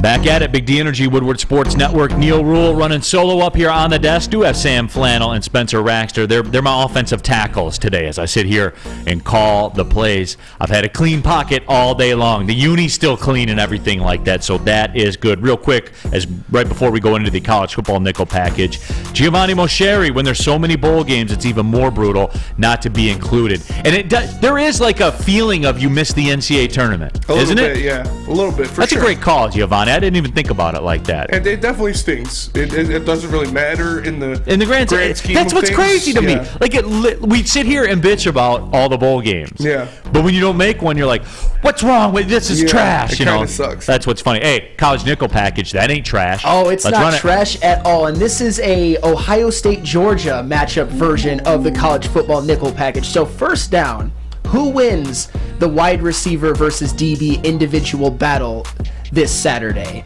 Ohio State's Marvin Harrison Jr. or Georgia's Kelly Ringo? The stock answer is Marvin Harrison Jr., right? That's the Big Ten programmed response. Ringo's going to win it. I can give you the answer to every one of these questions. And there's an overriding factor that's based in all this. Ohio State has no business in this football game. Yeah, that's true. None. We've seen their act. Mm-hmm. It ain't impressive. And I still can't believe they're here. It's laughable to me. So, and as good as Marvin Harrison Jr. is, and I'm a fan, I like him a lot. I think he's going to translate very well to the NFL. Oh, yeah. Like a DK Metcalf type. Like the throw it up there, he'll come down, he'll out-duel the guy. He's like a DK Metcalf light, but along the same style where he will make tough catches in the league. However, Ringo's going to win because they're going to get embarrassed. I mean, I could see that. I mean, Georgia obviously is favored to win that game, but Marvin Harrison Jr., I mean, out of all the players on the field, maybe besides Jalen Carter, I think he translates the best to the NFL of all of them besides Jalen Carter. So I could see him going off and Ohio State still losing. Yeah, I could see Marvin. I think Marvin Harrison Jr. will win the matchup. Like, he'll beat Kelly Ringo on plays. He'll get open, but I don't know if Stroud will be able to give him the ball. So it won't be like, oh, he's got 150 yards and 2 touchdowns or anything like that, but I think he'll win the one-on-one matchup. WoodwardSports.com chat thread. Brandon Katz is either 0 or 100 today. Harrison didn't catch a pass in the second half against Michigan. Yeah. That's a knock on him. Because they were, well, again, he was open, he was making plays, but Stroud was just getting demolished. Yeah. So.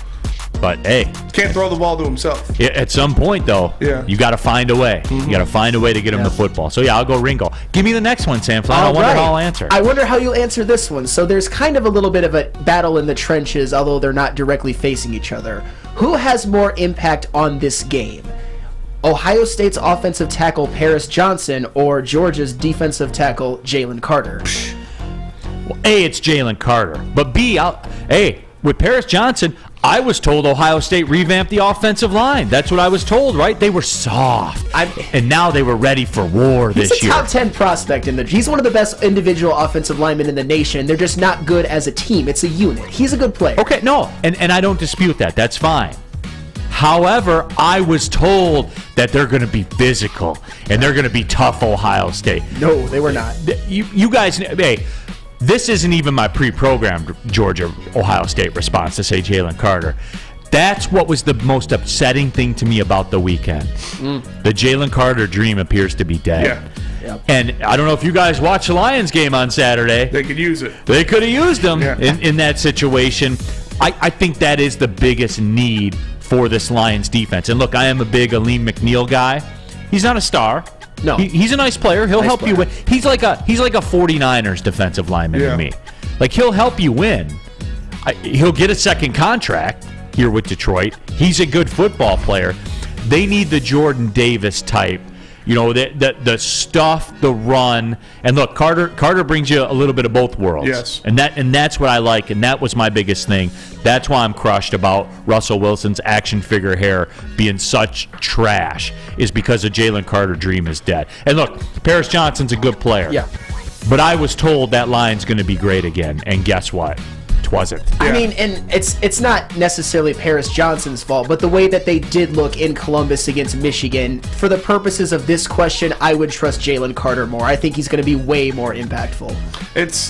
I mean, Paris Johnson's a good player. He'll be a first-round draft pick. He's a solid player. But Jalen Carter is arguably the best player in college football. One of the most impactful players in college football. And I think he is going to just dominate. He is going to make C.J. Stroud literally cry real tears. That could absolutely happen, no doubt. Okay, third down. So, which is more impressive in the last 2 seasons? Ohio State's wide receivers or Georgia's defensive players? Check the NFL draft. Yeah. But it's closer than you. It's closer than you think it is. Yes. I will say that. Like, it's closer than you think it is, right? Like, you're going to say, oh, it's Georgia's defense. Because they had 14 of the 11 defenders drafted or whatever that crazy-ass number is. Per capita, though, you look at, going back to Mike Thomas, Terry McLaurin, Garrett Wilson, C.J. Olave, Marvin Harrison Jr., Jackson Smith and Jigba. Like, it's a great, and Chris Olave, it's been maybe the most impactful rookie offensive player. Hey, and Garrett Wilson is right behind him, and or Garrett maybe Wilson's even right up behind there. him. Yeah, 100%. You see what I'm saying? Like, your snap judgment is to say Georgia by a landslide, but I'll say it's Georgia by a little bit because of the success in college, and that's the differential in it because of what they've done. They're a dynasty right now. Absolutely, but Ohio State has turned into wide receiver U. Let's see where Jackson Smith and Jigba gets drafted, where Marvin Harrison Jr. gets drafted, where Emeka Egbuka gets drafted. Hell, even Julian Fleming might get drafted. So by the way, Jackson Smith and Jigba opted out of the playoff. He did, but he wasn't really a part of this team. It's not quite the same, but I guess technically it is. That's fine. What do you got, Spenmo? I'm just saying, per capita, I'd probably go Ohio State receivers. I mean, you look at Georgia, and there's so many. I mean, it's you got 11 players on the defense to choose from, though. You get what, 3 receivers from Ohio State, and they're always getting drafted in the first round, and they're turning into some of the best receivers in the NFL. Especially the rookies are playing like the best rookies in the NFL. I already named, like I said, Mike Thomas, Terry McLaurin, Chris Olave, Garrett Wilson Jr. Now you have Jack Smith and Jigba, Egbuka, or however you say his name, and Marvin Harrison Jr. That's a treasure trove of talent. No, it is. From one position group. All right, fourth down. Who has more receiving yards in this matchup? Georgia tight end Brock Bowers or Ohio State wide receiver Emeka Egbuka? I forgot that they had Brock Bowers. Yeah, Brock Bowers is a stud, dude. Best tight end in the country. Stud. Yeah, it won't be the first one drafted though. He's not eligible this year. No, he's not. That's right. He's got to play one more year. God, he's got to play one more year still. Yes. Jesus Christ, man. I know. He's a man amongst boys. He's like the Gronk of college football. I'll tell you what. If it is Bowers in this matchup, he should look at opting out next. I mean, he's going to be a top 10 pick, right? Yeah. Like he's going to fit that profile too, like with the size. You know what I'm saying? Like he'll be viewed as the next. Yeah. He will be viewed as the next Kelsey, the next Kittle, one of those guys. I just don't think Ohio State stays in this game. I don't. I just don't think. I don't think they're ready for that. And look, is this Georgia defense what they were last year? No. Is it still going to be the best one that Ohio State's faced to date? By far. Yes. Then what are we talking about here? Like this, again, I will die on that. Ohio State has no business being in this playoff. Team lost by 23 points at home. Got taken apart. Why are they here? Why are they in this game? I'm still looking for an answer to that. Lincoln Riley choked again. Then put Alabama in. I agree. Alabama lost I think their 2 losses were by combined 4 points. On the road to teams that were in the top 10. One was the number 1 team in the nation. Like, what? They didn't lose by 23 points at home. Like, I'll die on that hill. I will, because you can't defeat that argument. When you stack these 2 teams up, you can't defeat that argument. You can't. And I don't understand why they're here. So I will give the edge to Georgia in every matchup. Speaking of choking, Dabo Swinney by leaving DJ Uiagalelei in the game and not going to Cade Klubnik, that is another reason. Clemson should have won that game against South Carolina and been in. But anywho, fifth down, last question of the day. This is probably the most simple. Who throws for more touchdown passes in this matchup of GAG Heisman finalists? CJ Stroud or Stetson Bennett? What? Here's the thing that's really got Sam Flannel twisted too. He knows in his heart what the answer to this question is. Oh, he does. Stetson Big Game Bennett. Big you Game know Bennett. I hate that guy so much. Go through the big game resume, shall you? Go through the not SEC completing 15 passes in a game last year. The SEC championships. No way, really? He completed 15 or less, and I think in all their games until the SEC championship. Until the big games. Last year, not this year. Stetson Big Game Bennett. I mean, be prepared. And J.J. McCarthy had just as good of a year this year as Stetson Bennett individually. I mean, wait to see. But you think Stetson Bennett's a bum? He is a bum. So what does that make you think about J.J. McCarthy? Well, he's not talked about like Stetson Bennett. That's fair. Stetson Bennett, they're going to be like, oh my God, this little walk-on lead. Is Stetson Bennett the Jabril Peppers of quarterbacks? Jabril Peppers was a first-round draft pick. Stetson Bennett is a bum. He never sees a snap as an NFL quarterback. Never. That's not what we're talking about. We're talking about college football. I mean, Jabril Peppers obviously did not deserve to have it. I mean, he was a Heisman finalist over Patrick Mahomes that year. That is a crime against humanity. But Jabril Peppers was a damn good talent, like an elite talent. Stetson Bennett is not. But you know who's going to throw for more touchdowns, and none of that matters, Sam Flannel. Yeah, that wouldn't. This football game. It wouldn't surprise me at all if it was Stetson Bennett, honestly. I'd be curious to get a matchup prop price on that. Because I bet you could get a plus 170-ish, I bet. Oh, for sure. But I think it's going to be Stroud. I mean, Georgia's defense has been a little susceptible to the pass. You see what LSU did against them? Yeah, well, Ohio State's a little susceptible to playing anybody with a pulse. That's fair. To the tune of losing by 23 points to them at home. Don't need to see it. When they played one game. Don't need to see it. Their only game of the season. Yep. Don't need to see them in any form or fashion. That's fair. And I don't understand why they're there. And I'll never understand why they're there. And we'll see. You know, the truth will be told. Saturday night, the truth will be told. And I don't know. I have no need to see Ohio State play football on a big stage anymore. Yeah, they're going to get schwagged. I do have a need to go back to Planet Fitness, though, the official studio sponsor of Woodward Sports and home of the judgment-free zone, where you can work out for just $10 a month. Black card, that's an option as well. You get unlimited guest privileges, use of all the amenities, access to over 2,000 Planet Fitnesses around the world. You can join today in club. You'll pass a couple on the way home, or you can jump on that computer right now. Hey, guys, it's almost New Year's. You know what that means. You're gonna make the pledge. Do it with Planet Fitness. Just $10 a month. Go to planetfitness.com and join today. It's Planet Fitness, where your fitness is essential. Love Woodward Sports? Love wearing clothes? Then you should be wearing Woodward Sports clothes. Check out our full line of merch at woodwardsports.com. Just click on Shop. We have all your favorite designs, like Dan Campbell kneecaps, Beverly Hills Golf, Woodward Golf, and of course, our own logoed out merchandise. Men, women, infants, kids all love Woodward Sports. Impress your friends. Impress your boss. Impress your dog. Buy Woodward Sports merch today. At work and at home, we're there with smarter security solutions. Featuring complete automation with customized alerts and more. For over 90 years, we've been the company that's been counted on to protect what matters most, all with personalized service and care. Right now, for a limited time, receive a free video device plus free installation with a new home system.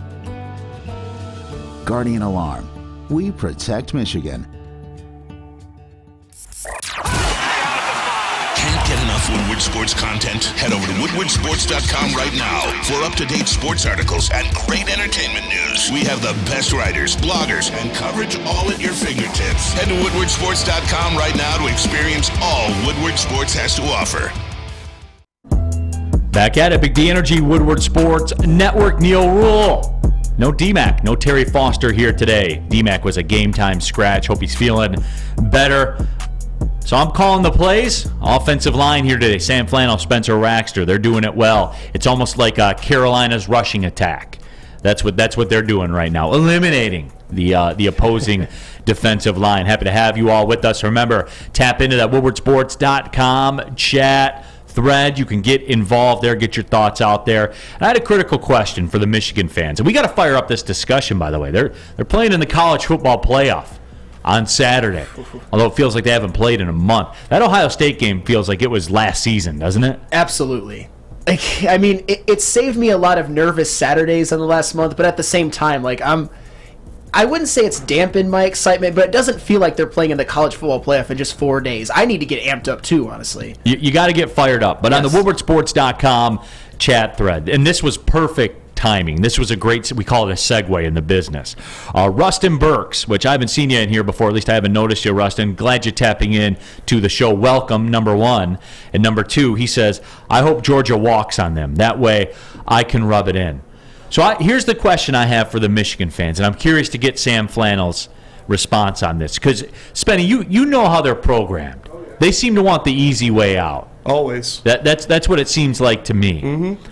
How do you want it? To quote Tupac, how do you want it, Sam Flannel? Because you guys are going to beat TCU. Yeah. You are. You're an 8-point favorite in the game, opened up as a 9.5-point favorite. You're going to beat them. That's foregone. So now the attention turns to the national championship game. And so the question I have for the Michigan fans, who do you want to play? Do you want to play Ohio State or do you want to play Georgia, and why? I would probably rather play Ohio State. And I know what you're saying, like typical Michigan fan. Because you want the easy way out. I want a national championship is what I want. And I think Ohio State is the matchup that is more favorable for Michigan. Michigan already So you want the easy way out. That's not wanting the easy way out. They're all college football playoff teams. And I don't think that Ohio State Except for Ohio State, they're not. But they are. Factually, they are. Do they deserve to be? They are till Saturday night, yeah. But for the record, I'm not necessarily petrified of Georgia. I think Georgia is obviously the biggest threat. They're the favorite to win the national championship this year, but I think Michigan can beat them. They're not the same team as last year. Georgia's not the same juggernaut defensively, and Michigan is a better team. Michigan has an even better offensive line than they had last year, led by all-world superstar center Olu Oluwatimi. Donovan Edwards. I mean, you know how you are a big fan of Donovan Edwards. I'm a big 100%. fan of his as well. And J.J. McCarthy is a better quarterback than they had last year. So I'm not necessarily scared of Georgia, but if Michigan plays Ohio State in the national championship, I would think Michigan has a huge advantage. And I just won a national championship. If you win a national championship, it doesn't matter how you do it. It's a freaking natty. WoodwardSports.com chat poll, Spenny. Let's do it. Michigan fans, who do you want to play for the national championship? Georgia or Ohio State? And I'm surprised. There's a lot of people talking Georgia. Burn on the WoodwardSports.com chat thread. Georgia, leave no doubt. Dude, get out of here. Rustin Burks, Georgia for revenge. EFOG 3, Georgia, bring it. Bob Johnson, to be the best, you have to beat the best. And I'm actually, you guys are proving me wrong a little bit because I thought there would be more Sam Sounds Flannels. like they're stupid. Echo Owl says, I want to beat Ohio State twice in a year. Now here's a qualifier, Sam Flannel. Knowing how nervous you are week in and week out with because every game it's 10-7 in the second quarter. Absolutely. It just is. It is. Knowing that, are you prepared? What will that week leading up to a Michigan-Ohio State national championship game? Because you understand the stakes that are involved with that. If you play them again and you lose, November never happened. I wouldn't say November never happened. Yes, it is. Oh my God. This is all the chips, Sam. I know that you guys are new to this, all right? This is the way this works. You're playing for everything. All the chips. It's winner take all. The loser loses. That's it. And if you lose, November never happened. It didn't. I'm sorry, Sam Flannel. That will be held over. And that gets held over you in perpetuity for the rest of the history of the rivalry. Ooh, that is interesting because there's actually precedent for this. Last year, remember, I know a lot of people forgot, Alabama beat Georgia in the SEC championship game. But in the college football playoff, Georgia beat Alabama, and that's all that anybody cares about in the national championship. So there is some precedent for that. But the thing is, what if Michigan were to win that game? That would be no doubt the biggest win in school history. I think we would all agree with that. That would be just... I don't even know. It's all or nothing, though. I know, but... And that's against the Michigan fans' nature to be comfortable in those situations. But you would end Ryan Day. You would end Ohio State. It would be just humiliating. You could just, curb stomp them, foot to back of head. Or you go right back to square one from before. And I know... And Spenny, I don't want to say I got him because this isn't gotcha stuff. But do you see him, though? Yeah. You see how he's being right now. What about you as a neutral observer? Do you agree with my sentiment that if you do this and it goes this way and Michigan plays Ohio State and you lose even the last 2 years, didn't happen? Oh, 100%. It's my brothers are 2 Michigan grads. I was talking to them at Christmas, and they were like, yeah, we'd want Ohio State, but it's ultimate success or ultimate failure. It'll either be the happiest day in my life or I'll want to jump off a bridge. I was like, yeah, it's... But again, if you're a Michigan fan saying, we want Georgia, it's like, no, you don't. You really don't. Yeah, you got him last year. Yeah. Mark Walston, WoodwardSports.com chat thread. In your world, Neal, in your world. No, that's the real world, Mark, because that's the national perception.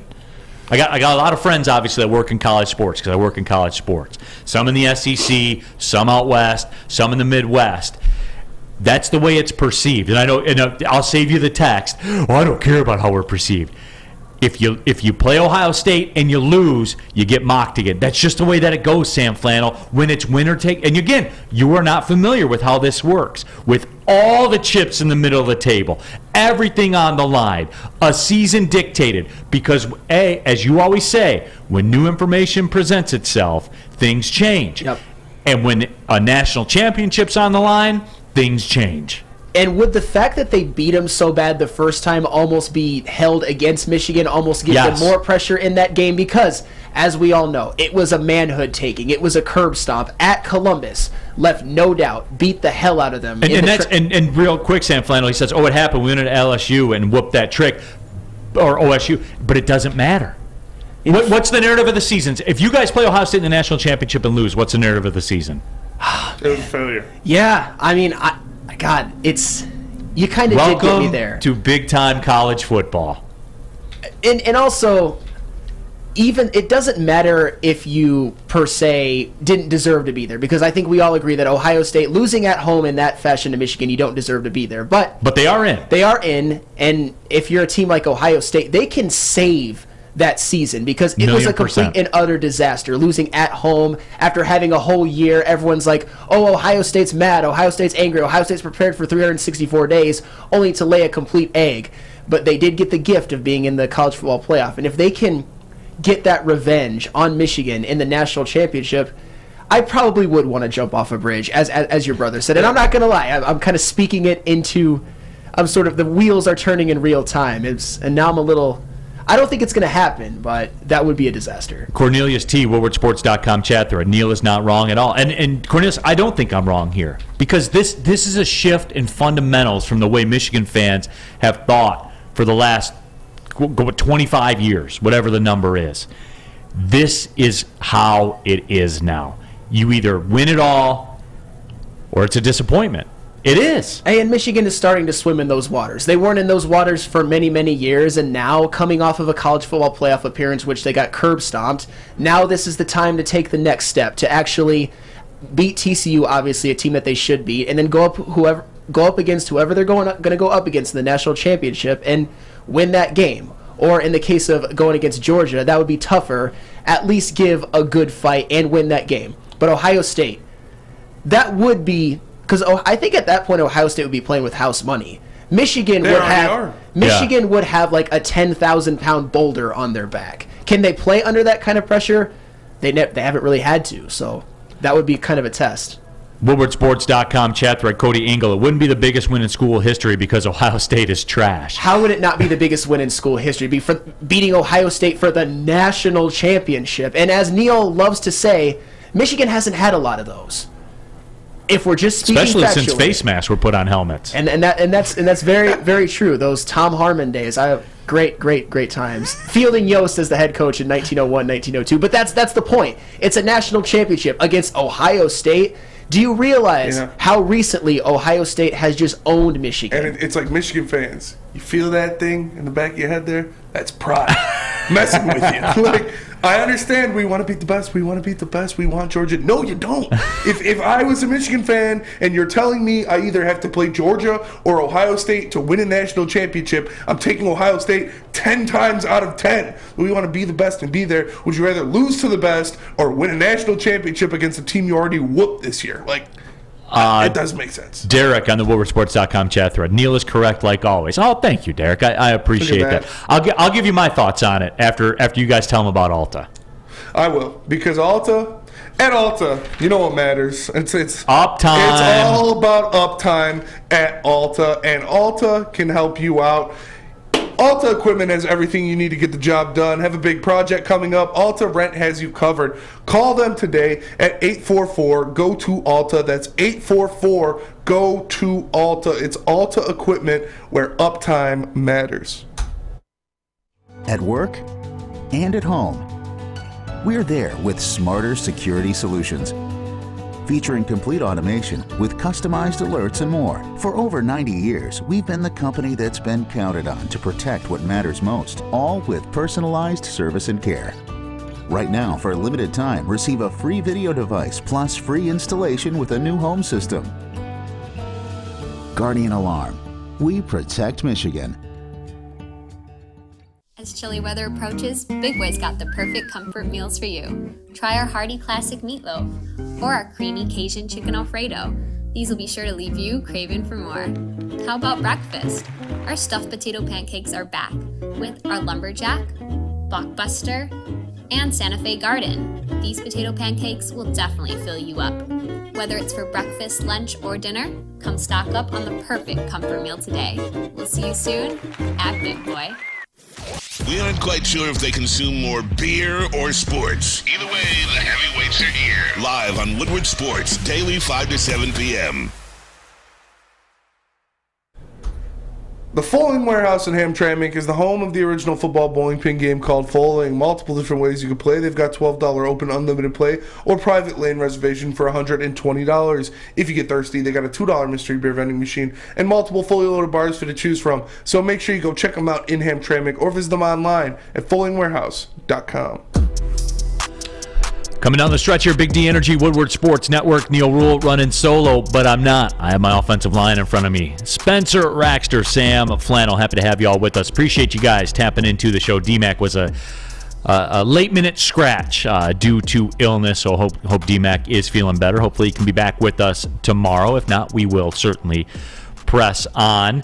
WoodwardSports.com chat thread. I posed a pivotal question to Sam Flannel, and it shook him. It shook him to his foundation. It shook him to the core. You're still a bit staggered, aren't you?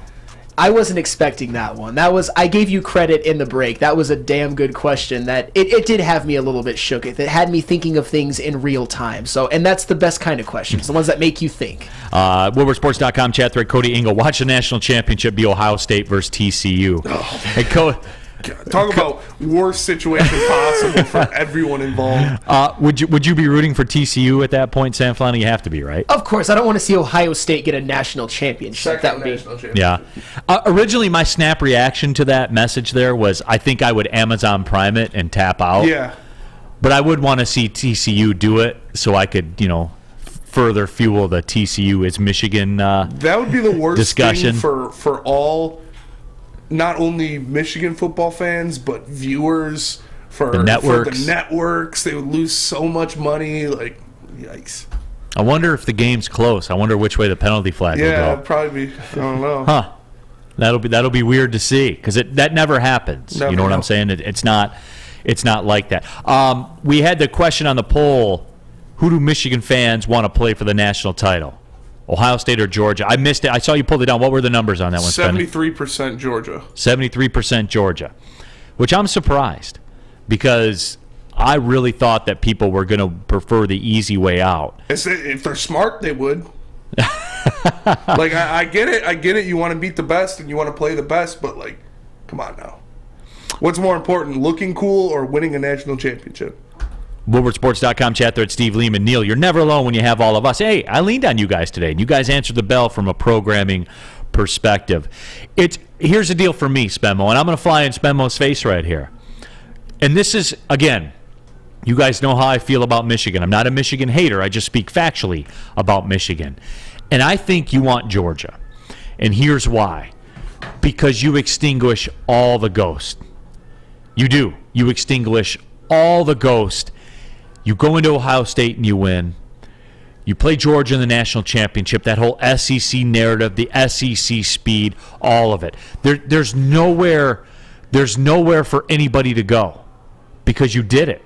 Now, if you want to get into it where if it goes down that way and you start talking about sample size and then you have to validate and all that kind of stuff, that is true. You can't take the national championship away. For me, being in media and being consistent, Sam Flannel, which I believe I am, you guys think I'm a hater. I think I'm fair about Michigan football. I joke and stuff like that and kind of push buttons. I agree with that. I do. However, I'm consistent. Number one, you never see me changing up what the opinions are. You don't.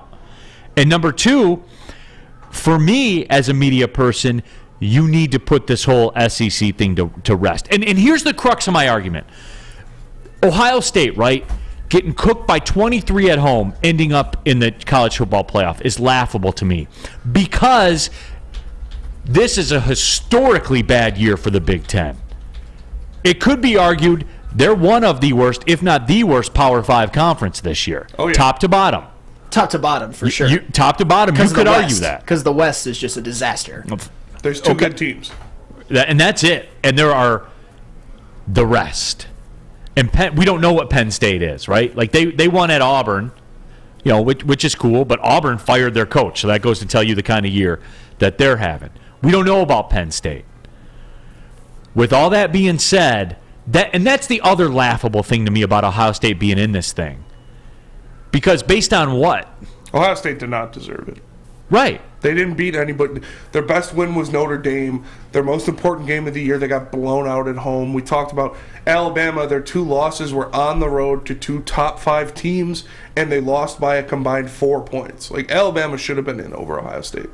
100%. Yeah. So that's where it is for me. If I'm Michigan, I'm voting for Georgia too. I want the smoke. Because you got to go through it. At some point, Sam Flannel, you got to vanquish that question about the SEC. But it's a national championship regardless. To me, it doesn't matter if we have to go through the SEC or not. If Michigan were to win a national championship in the college football playoff era, it would be a 15-0 season in which they went to Columbus and won. And won another Big Ten championship. I don't care. I know, but when all the confetti settles and we move in towards next year and Bama's reloaded, you know what I'm saying? And Georgia's back, and whatever problem they had in the game, they fixed it with some 5-star recruit. You know what? Those questions are going to start again. But can't we just flash our ring in their face if that were to No, because they have handfuls of them. Okay, they do, but Michigan in this era, coming into this season, if I were to be told that they would win a national championship, I would be thrilled. If Michigan wins a national championship, and I'm not saying you shouldn't, Sam. Yeah. I'm not saying you shouldn't be. I'm talking about national narrative. What if I don't really give a damn? I give a damn now. You because do. I give a damn now. But if Michigan were to win a national championship, and just thinking about it is giving me the shivers in a good way, a national championship, what can anybody say? I understand if they would have had to go through TCU and Ohio State in the playoffs. It seems like an easy road, but it's because still the it playoffs. is. But whatever. It's a national championship. It's a ring. And that's fair. And no one Yes. can take that away from Yes. you. I can't, I can't say anything about that. You're the national champions. Mm-hmm. However, when we get down the road the next season, and then, like I said, Alabama's back because they'll be preseason number 1 because they always are. Sure. And those questions will still be fair because you can do it all this year, Sam Flannel. You can erase all. Dare to be great, Sam Flannel. A national championship Dare is to great. be great. A national championship is great. Want it all. A national championship is want all. it all. It Want is all of it. You're the man. You tell me, oh my God, I only speak facts, but you're basically saying that a national championship season, a 15-0 national championship season, great. might not be. It's historical. Great. It's it all. It's a national But it championship. doesn't answer every question if it's not that, if you don't go through Georgia to do it. And in today, no, you all won't agree with me, but in the end, old Uncle Neal will be right. When you come back around to next year, that'll be the case. But I know it's a theoretical or hypothetical national championship, but if there's a national championship, I don't even really... SEC narratives won't really bother me because Michigan will have the hardware. They will have done it. It won't be kind of like because Michigan on a national level since 1997 hasn't done it. They haven't won as many Big Ten championships as they should. They haven't beat Ohio State as much as they should. But now that they're getting there, If they then win a national championship, which is the ultimate validation, the SEC narrative can go kick rocks. I don't care. But not historically. Like, go over the last decade. You know what I'm saying? Like, that there's a staying power. There's a quality to the SEC that's not there with the Big Ten. And one national championship doesn't answer it. It doesn't maybe give the Big Ten all of the validation, but it's a Michigan national championship team. That is, I mean, that's Is historic. Ohio State in the SEC level over the last 15 years? They're close. But they're not there. Hey, but they won one. They did win one. And they flew into the eye of the storm to get it. They beat Alabama and then they beat Oregon. I understand that, but it's not. You're sometimes going to get more favorable matchups. Are there any teams that regret winning an NCAA tournament? And I'm not saying there should be. I mean, Michigan basketball got to play Loyola Chicago in that one Final Four. I wasn't mad, but then they had to go play Villanova, and they got smoked because Villanova was the best team in the country by far. I want a natty so bad, man. So bad. WoodwardSports.com chat thread. DeArta says, won it all, Sam. A national championship is it all. No, it's a national championship. It's a national championship. It is in the moment.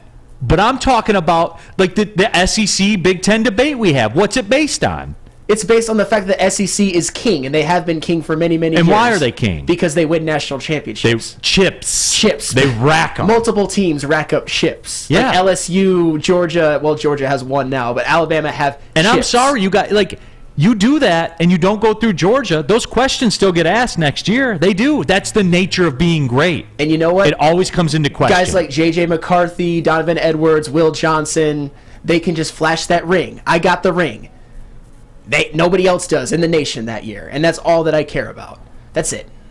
Okay, I'm trying to help. And what's wrong with that? Spenny, I'm trying to help these guys. I'm with them. Thank you. If you win a national championship, that's everything. Absolutely. I understand wanting to vanquish the SEC. You guys understand I'm not debating that, right? Like this year, I'm talking about in lore. Yeah.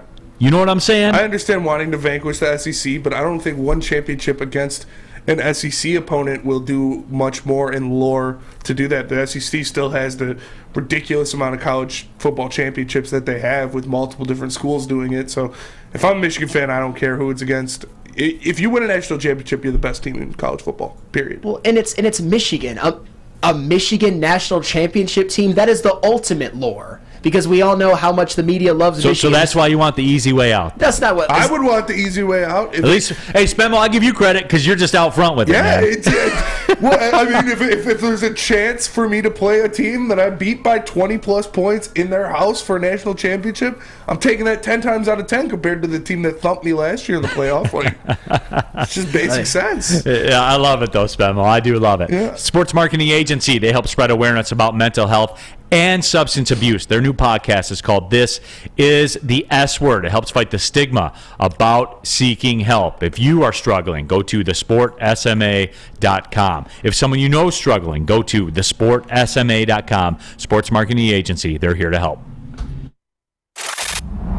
Love Woodward Sports? Love wearing clothes? Then you should be wearing Woodward Sports clothes. Check out our full line of merch at woodwardsports.com. Just click on Shop. We have all your favorite designs, like Dan Campbell kneecaps, Beverly Hills Golf, Woodward Golf, and of course, our own logoed out merchandise. Men, women, infants, kids all love Woodward Sports. Impress your friends. Impress your boss. Impress your dog. Buy Woodward Sports merch today. Introducing the Planet Fitness Guide to getting that post-workout glow. Step 1. What's your why? More epic energy? Better sleep? Blow off steam? Step 2. Join Planet Fitness for just $10 a month and get moving in our clean and spacious clubs. Step 3. Bask in that post-workout glow. Join Planet Fitness today for just $10 a month. Join today at any of the 50-plus Detroit area locations. My name is Lee.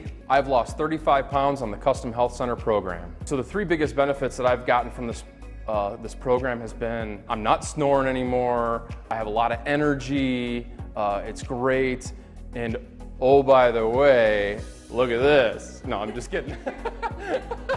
No, I'm just kidding. Call us at 844-789-THIN or visit CustomHealthCenters.com for a free consultation and get started for as little as $5 a day. Neal Ruhl here for Bedrock Detroit. Downtown Detroit's all decked out this holiday season with the return of the Cadillac Lodge in Monroe Street Midway. Get downtown, everybody. It's on and poppin'. The giant slide, winter bumper cars, indoor arcade, and yes, you can get drinks at the Lodge before or after games downtown. It's always going on, everybody, so get down there. Go to deckedoutdetroit.com for more information. Shop, eat, and play downtown all winter long with Bedrock Detroit. Final segment of the show here. Big D Energy, Woodward Sports Network, Neal Ruhl, Sam Flannel, Spencer Raxter here with you. DMAC was a late scratch due to illness. Hopefully we can get DMAC back tomorrow. And WoodwardSports.com chat thread, RF, why does Neal hate Michigan? Is he MSU? You gotta go through that old bit. I only know him from doing the Oakland games. No, I have discussions about like drawn out, provable, logical discussions. That's how Michigan fans are, though. If I hate Michigan. I'll put it out there. I hate Michigan. But if you don't 100% love Michigan and all in, then you hate them. But like me, I actually hate them. But I also give them the props. Sam Flannel has said. Yes. I give them their props when they're due, for sure. I gave them their props when they whooped us. I gave them the props when they beat Ohio State. And if they go and beat TCU and go for a national championship, I'll give them their props. I'm not delusional. I just hate them. It's funny.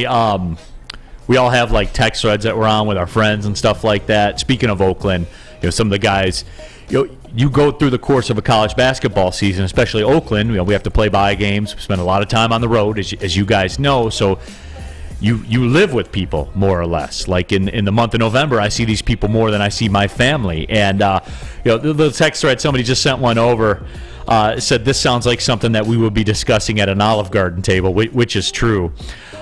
Name a random player team combination that you forgot even existed. And he sent me a picture of Ricky Henderson in an Angels jersey. Oh, yeah. That's what it's all about. It's like Johnny Damon in a Tigers jersey. It's beautiful stuff. Yeah, there are some really good ones that people. There's a picture of Babe Ruth in the Boston Braves jersey. Oh yeah. Steve Carlton in the White Sox jersey. Gotta love it. Dave Winfield played for the Orioles. Or I'm sorry, Reggie Jackson played for the Orioles. I don't remember that. I don't remember that either. That's wild if true. Mike Piazza with the Marlins. Remember those days? God. Those were fun. How about the quarterback that shall not be named from Kentucky, once played at Penn State and couldn't beat out Sean Clifford for the starting job? Yeah. But that's another thing that never happened. Oh, yeah, Reggie Jackson played for the Orioles. How many games did he play? Let me find 1 second.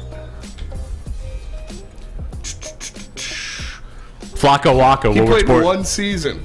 Did he? 134 Did he games, really? Yeah. So he really was there. Yeah, he had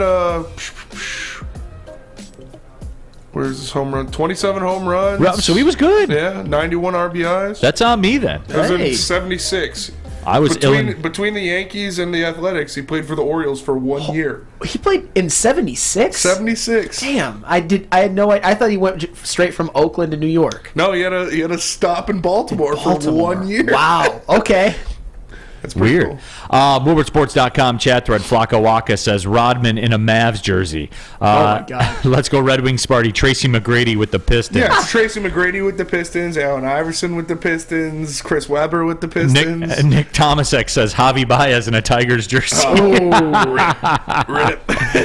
The key to the playoffs. Somebody in a response on Twitter said Carlos Correa with the Giants. Hey. Oh man, those were good. Jacob Woods, Dwight Freeney in a Lions jersey. Yeah. I forgot about that. Dwight Freeney played for the Lions. Wow. Adrian Peterson in a Lions jersey. Allen Iverson with the Pistons. Mm-hmm. That's crazy, man. Those are funny. That is a good. That's a good one. That is a good debate that certainly we will have. What did we learn today? We get anything settled today or not? No, I knew what I knew. But honestly, no. I learned that Michigan fans are more delusional than I thought, because wanting Georgia is if you had a choice and the commissioner of the college football playoff walked up to Jim Harbaugh and Ward Manuel and were like, take the red pill to play Georgia, take the blue pill to play Ohio State. If you take the red pill, you're just stupid in my You play Ohio State, that's almost a guaranteed national championship. Not anything can happen, but that's a team you thumped already. And you'd be playing them to beat them twice in a single year and win a national championship. Because they don't want the stakes. Because they know if they lose that football game, the last 2 years goes away. That's what my brothers told me. They were like, as much as we'd rather, you want to see your test again against Georgia and come back, they're like, we want Ohio State because it's either the highest of all highs or the lowest of all lows. D-Mac in a Calgary jersey, Dante Culpepper in a Lions jersey, Fago Rain, Rip Hamilton in a Wizards jersey. Oh, yeah. He was actually with them for a while, right? He got drafted by the Wizards. He was MJ's rookie. He was good. DeArtist says, I want it all, plain and simple. Would you, and I know you won't, if you guys lost to Ohio State in the national championship game, it wipes it away, Sam Flannel. It does, and you know it in your heart. You know it. This year away for sure. I would want to jump off a bridge. I'm not gonna lie. Yeah. I would. So you warmed up to that, then it wipes it away. Well, I mean, of course, because Ohio State will have righted the wrongs, like the disaster that was national championship where you say flash the rings. They would be the ones that would be able to flash forever too. Oh my God, I don't even want to. He doesn't want it. Look at that. I don't get it. I mean, I understand. Yeah, it's a much worse loss if you lose to Ohio State in the national championship, but the odds of you winning are also much higher. Hakeem Olajuwon with the Raptors. Klomsauce Fedorov in Columbus. That one hurt my soul. The Anaheim one I got because you can drive your Ferrari around L.A. Mm-hmm. Who wouldn't? You're going to play in Ohio. In Columbus, too. Columbus downtown is cool, though. That's Ohio. I know it is, but the downtown area is cool. That's what people tell me. They're like, oh, yeah, Columbus downtown is great. great. The Arena District's pretty dope. Cleveland downtown's great. It's like Detroit downtown is better. Detroit downtown is better than Cleveland downtown. Cleveland downtown feels like it's vacant. It's really weird. All the bars are empty and everything. Yeah. But I guess at least they're open. I've never heard anybody say they want to go to Cleveland on vacation. Yeah, no doubt. Shout out Joakim Noah. Franco Harris playing for the Seahawks, too. R.I.P. Franco Harris. Rider 452. Neal is so annoying to watch. Sorry about it. All right, hey, that'll do it for today. Appreciate you all tapping into Big D Energy. We'll be back tomorrow, 11 to 1 for Sam Flannel, Spencer Raxter. My name's Neal Ruhl. Thanks for watching, everybody. Well, see you later.